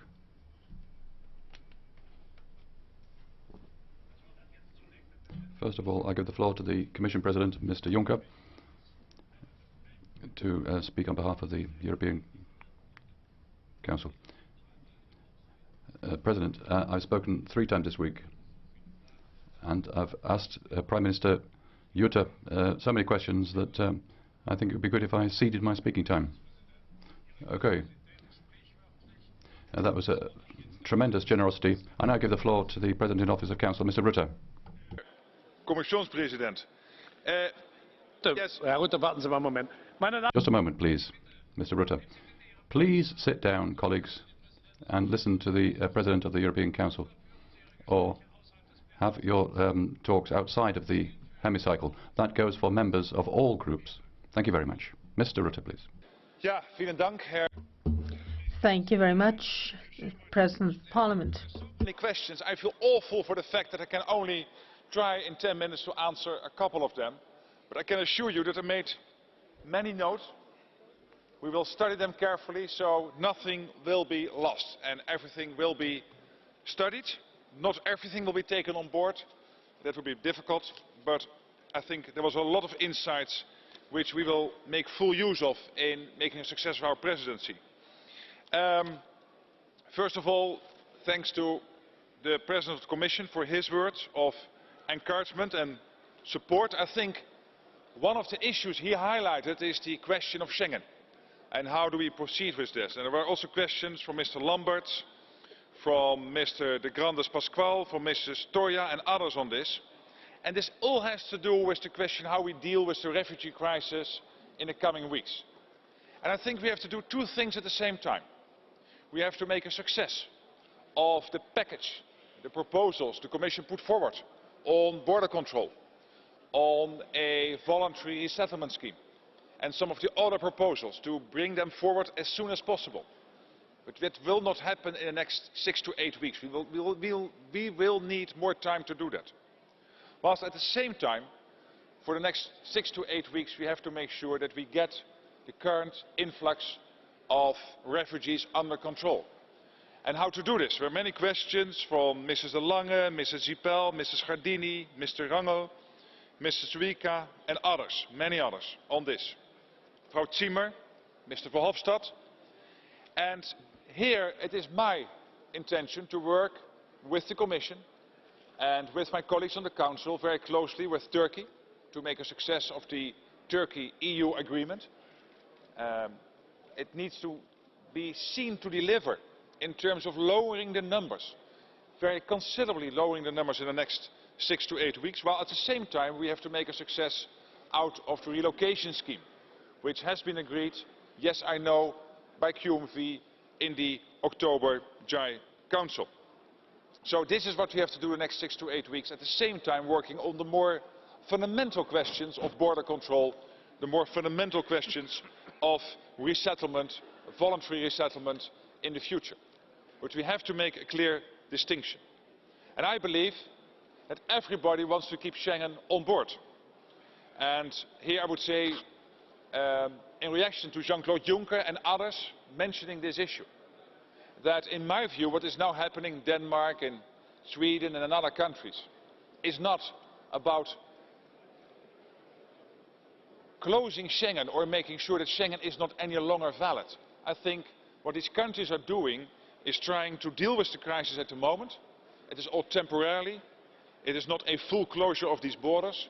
And we have to make sure that we do deliver in the next 6 to 8 weeks, so that it hasn't to come to a situation in which we have to do more. Then I want to thank Mr. Weber for his very kind words of Unterstützung. Indeed, Glaubwürdigkeit is a key word for the next 6 months and even beyond. Implementierung und Migration, das sind ja die wichtigen Wörter für die nächste 6 Months. Migration is very important for the next 6 months. The same is security and economy. We will try to push forward the transatlantic trade and investment partnership. I do believe, with Mr. Weber, that we need this. Also the Ukraine agreement. We need the Ukraine agreement because it is, on the one hand, it is a free trade agreement, but it also has to do with stability on the borders of the European Union. And indeed, I agree with Mr. Weber, it is not about pre-accession. So a free trade agreement, stability on the borders of the European Union, and not pre-accession. That is why I, in the Dutch referendum, will make a clear plea, together with my colleagues, in support of this agreement with Ukraine. I want to thank Mr. Pittella for his very kind words of support. I do agree that in the whole area of the labour mobility package and the posting of workers directive, there's a lot we need to do in the next couple of months, and we will try to push this together with the Commission. And I think that this deeper and at the same time fairer internal market, the deeper and fairer market in the European Union will go hand in hand. This also is to Mrs. Steinruck and so many others who made a point on this. He also asked me on the situation in humanitarian corridor for Syrian refugees, and I can assure him that the Dutch presidency is continuing the work of previous presidencies to pursue and further implement the common solutions Europe needs to solve this crisis. And the Syrian refugees we need to work on in terms of their facilities in the region. I believe that is the best humanitarian corridor we can think of. I also want to thank Mr. Kamall of the ECR for his kind words of support.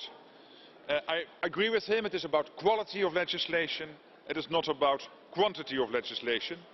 And with him and others we will work on the digital single market, the capital markets and the energy union. I would like to thank Mr. Verhofstadt of the ALDE group for his kind words of support for the next 6 months. There's a lot to be done. Of course, on refugees, I'm not sure whether a special summit will be the solution, but it certainly will be discussed, no doubt, at the level of the European Council. Then I would like also to thank Frau Zimmer for her kind words of support. I think she challenged me about this question whether the European Union is a union of nation states or something else. And here I would say that as a union it's clear that we pool sovereignty. That's a clear given to address the common challenges that Europe faces. The economy, climate, energy, migration and at the same time security. But we are more than just an intergovernmental organization. Europe consists of nation states, they are the foundation of the EU and they are therefore, I believe, the master of the treaties. But thank you so much for that challenge, and this indeed is an important question. And your question on the referendum of Ukraine and the Netherlands I have already answered. Then I very much agreed with Mr. Borrelli on the question of the circular economy. Mr. Lamberts and many others asked questions on this issue of tax avoidance and how we will deal with that during the Dutch presidency. There were also questions from Mr. Lamassoure, Mr. Niedermayer, Mr. Kofod and of course Mr. Pittella. And I can assure you that during our presidency the Netherlands wants to play an active role in the fight against tax avoidance by multinationals. It is a focal point for the Netherlands to reach an international agreement on increasing transparency and improving convergence between national tax systems. As we all know, the European Commission is expected to present its anti-tax avoidance package, including a directive with measures against tax avoidance later this month. And also mentioned was the report by Teres Ferreira. Mr. Pittella referred to this report. It contains far-reaching and interesting suggestions and recommendations. I think at this stage I would like to prefer to wait for the tax avoidance package which the Commission intends to present, and subsequently of course the Council will take a position and we will try as soon as possible, and this is to the point of Mr. Lamassoure, as soon as possible. I'm not sure it is possible by June, but indeed as soon as possible to take a view on this very important matter. Then, Mrs. de Lange, u vroeg mij om vooral te voorkomen. You asked me to to avoid using football metaphors over the next while. I'm going to avoid it. It's bad enough that we're having to cheer the Red Devils, the Belgian football team. I agree completely that it's important to have a policy for Syrian refugees going through Turkey. It's important to look to healthcare. I agree with Mr. Van Dalen that we have to be very careful when we look at competition with other parts of the world when it comes to our aircraft industry. It's an issue of a level playing field. I was happy with Ms. Innefeld's very pragmatic approach, who was talking about the Dutch Parliament, very different from the leader of her party. A very pragmatic approach to the European Union. I hope she can convince members of her own party. And on the European Union, particularly, let me see, some of your members. Well, wir alle wissen, was Helmut Schmidt gesagt hat, wen Visionen hat, so. Helmut Schmidt said that anybody who has vision should go see a doctor. And this is also answering to Mrs. Hazekamp and Mr. de Jong, who asked questions about this. Then there was an interesting debate, een interessante discussie tussen meneer Eickhout en... Interesting discussion between Mr. Eickhout and your peer. And fisheries are of great importance to the EU economy and food security. The challenge will be to feed 9 billion people globally in 2050. Climate policy, smart agriculture, combat food and water waste. Therefore, they are all important and prominent on the Netherlands presidency programme. The central element, of course, is the review of the common agricultural policy in 2020. And we must take the interests of farmers and food producers at heart. And here I fully agree with Mrs. Schreier-Pierik's approach on this issue. I thank Mr. Farage, Mr. Wilimsky, Mr. Voigt for their very critical remarks. I'm not sure I will be able to convince them in the next 6 months about our approach, but I can assure you that I will do my utmost to listen to you. Mr. Olbrecht asked a question on the Pact of Amsterdam, the position of cities within the European Union. They are the engines of innovation. So the Pact of Amsterdam indeed has my full support. We will work on this. Mr. Van Baalen, u vroeg over de vluchtelingencrisis. You asked about the refugee crisis. We very much agree that we need a balanced policy. We need to know who should be allowed in and who should not. And we need to protect our external borders to avoid a situation where terrorists have a chance to get into the European Union and to go underground. I agree with you very much on that. Buonanno, I would like to thank you for the film tip. I will certainly try to look at Quo Vado as soon as possible and then see whether it can help us in the presidency.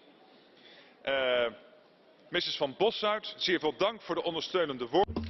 Thank you very much for your words of support.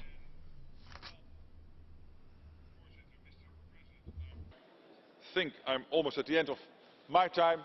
Again, there are so many others who have spoken. I can only tell you I wrote everything down. We will make sure that we will take maximum use of all your insights. I look forward to work with all of you over the next 6 months. And this debate has really fired me up for that relationship between the Dutch holding the presidency of the Council and this esteemed European Parliament. Mr. President, thank you so much.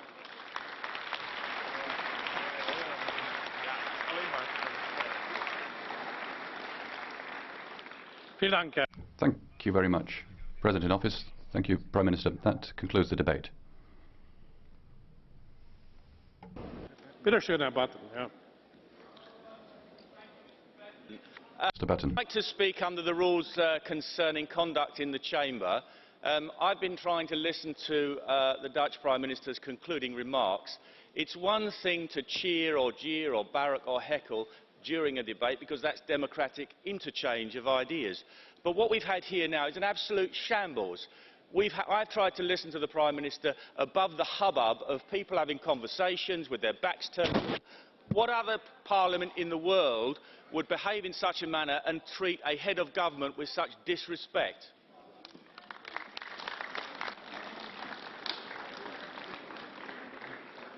Thank you very much, Mr. Batten. I'm very thankful for your advice. I agree with your view, but perhaps start with your colleagues and ask them not to talk during the whole debate. Mr. Wolf. Thank you, Mr. President. I'm raising a very concerning matter which I know you personally will take deeply to your heart. On Monday, my colleague James Carver raised a point of order here on EU funding an organisation in Israel called B'Tselem. B'Tselem's raison d'etre is the protection of people from torture and terrorism. Unfortunately, activists in that organisation have now been caught selling details of Palestinian individuals selling land to Israelis who have then been tortured and killed. I would urge you to investigate this matter and the use of EU money, otherwise people will regard the EU as having blood on its hands. Thank you.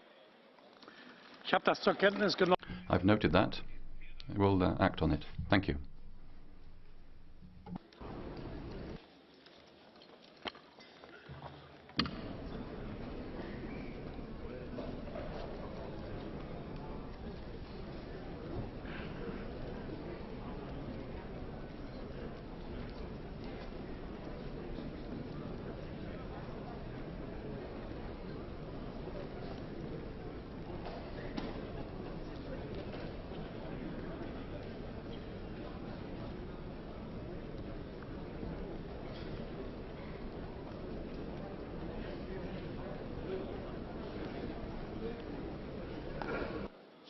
Hello everyone. Now we move to the session after the debate. First of all, I have an announcement to make and the consultation. Following the consultation with the political groups, I wish to put to the House the following proposal for a change to tomorrow's agenda. The debate on the oral question on the opening of the FTA negotiations with Australia and New Zealand is to be wound up by a resolution to be voted in the February 1st part session. Are there any objections? Mr. Helmut Scholz, please. Mr. President, thank you. We are against the voting in February 1 and in accordance and in agreement with the co-rapporteurs, Mr. Bernd Lange and Mr. Daniel Caspary, we want to propose to vote in February 2. Because we don't see the necessity of just urging, because only in the committee we are voting on the resolution next week. Okay, these are your arguments. Then I would put to the vote the proposal for February 2. Who is in favor? By show of hands. Against? Abstentions? Then it is adopted. Now we come to the votes. It's a very short session. We start with a report by Mr. Moraes on automated data exchange with regard to vehicle registration data in Latvia. It's a single vote by roll call. The vote is open. The vote is closed.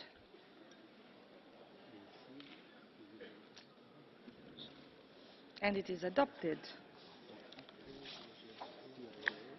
The next is a report by Mrs. Griesbeck, presumption of innocence in right to be present at trial in criminal proceedings.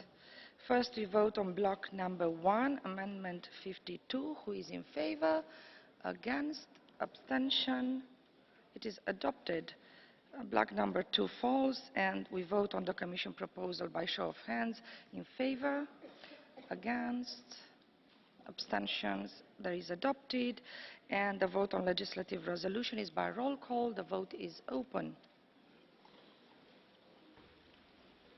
And the vote is closed. And it is adopted.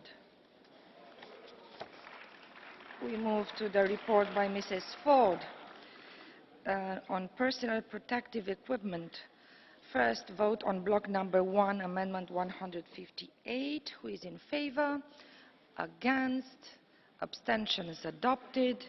Block number 2 falls, and on Commission proposal by show of hands, who is in favor?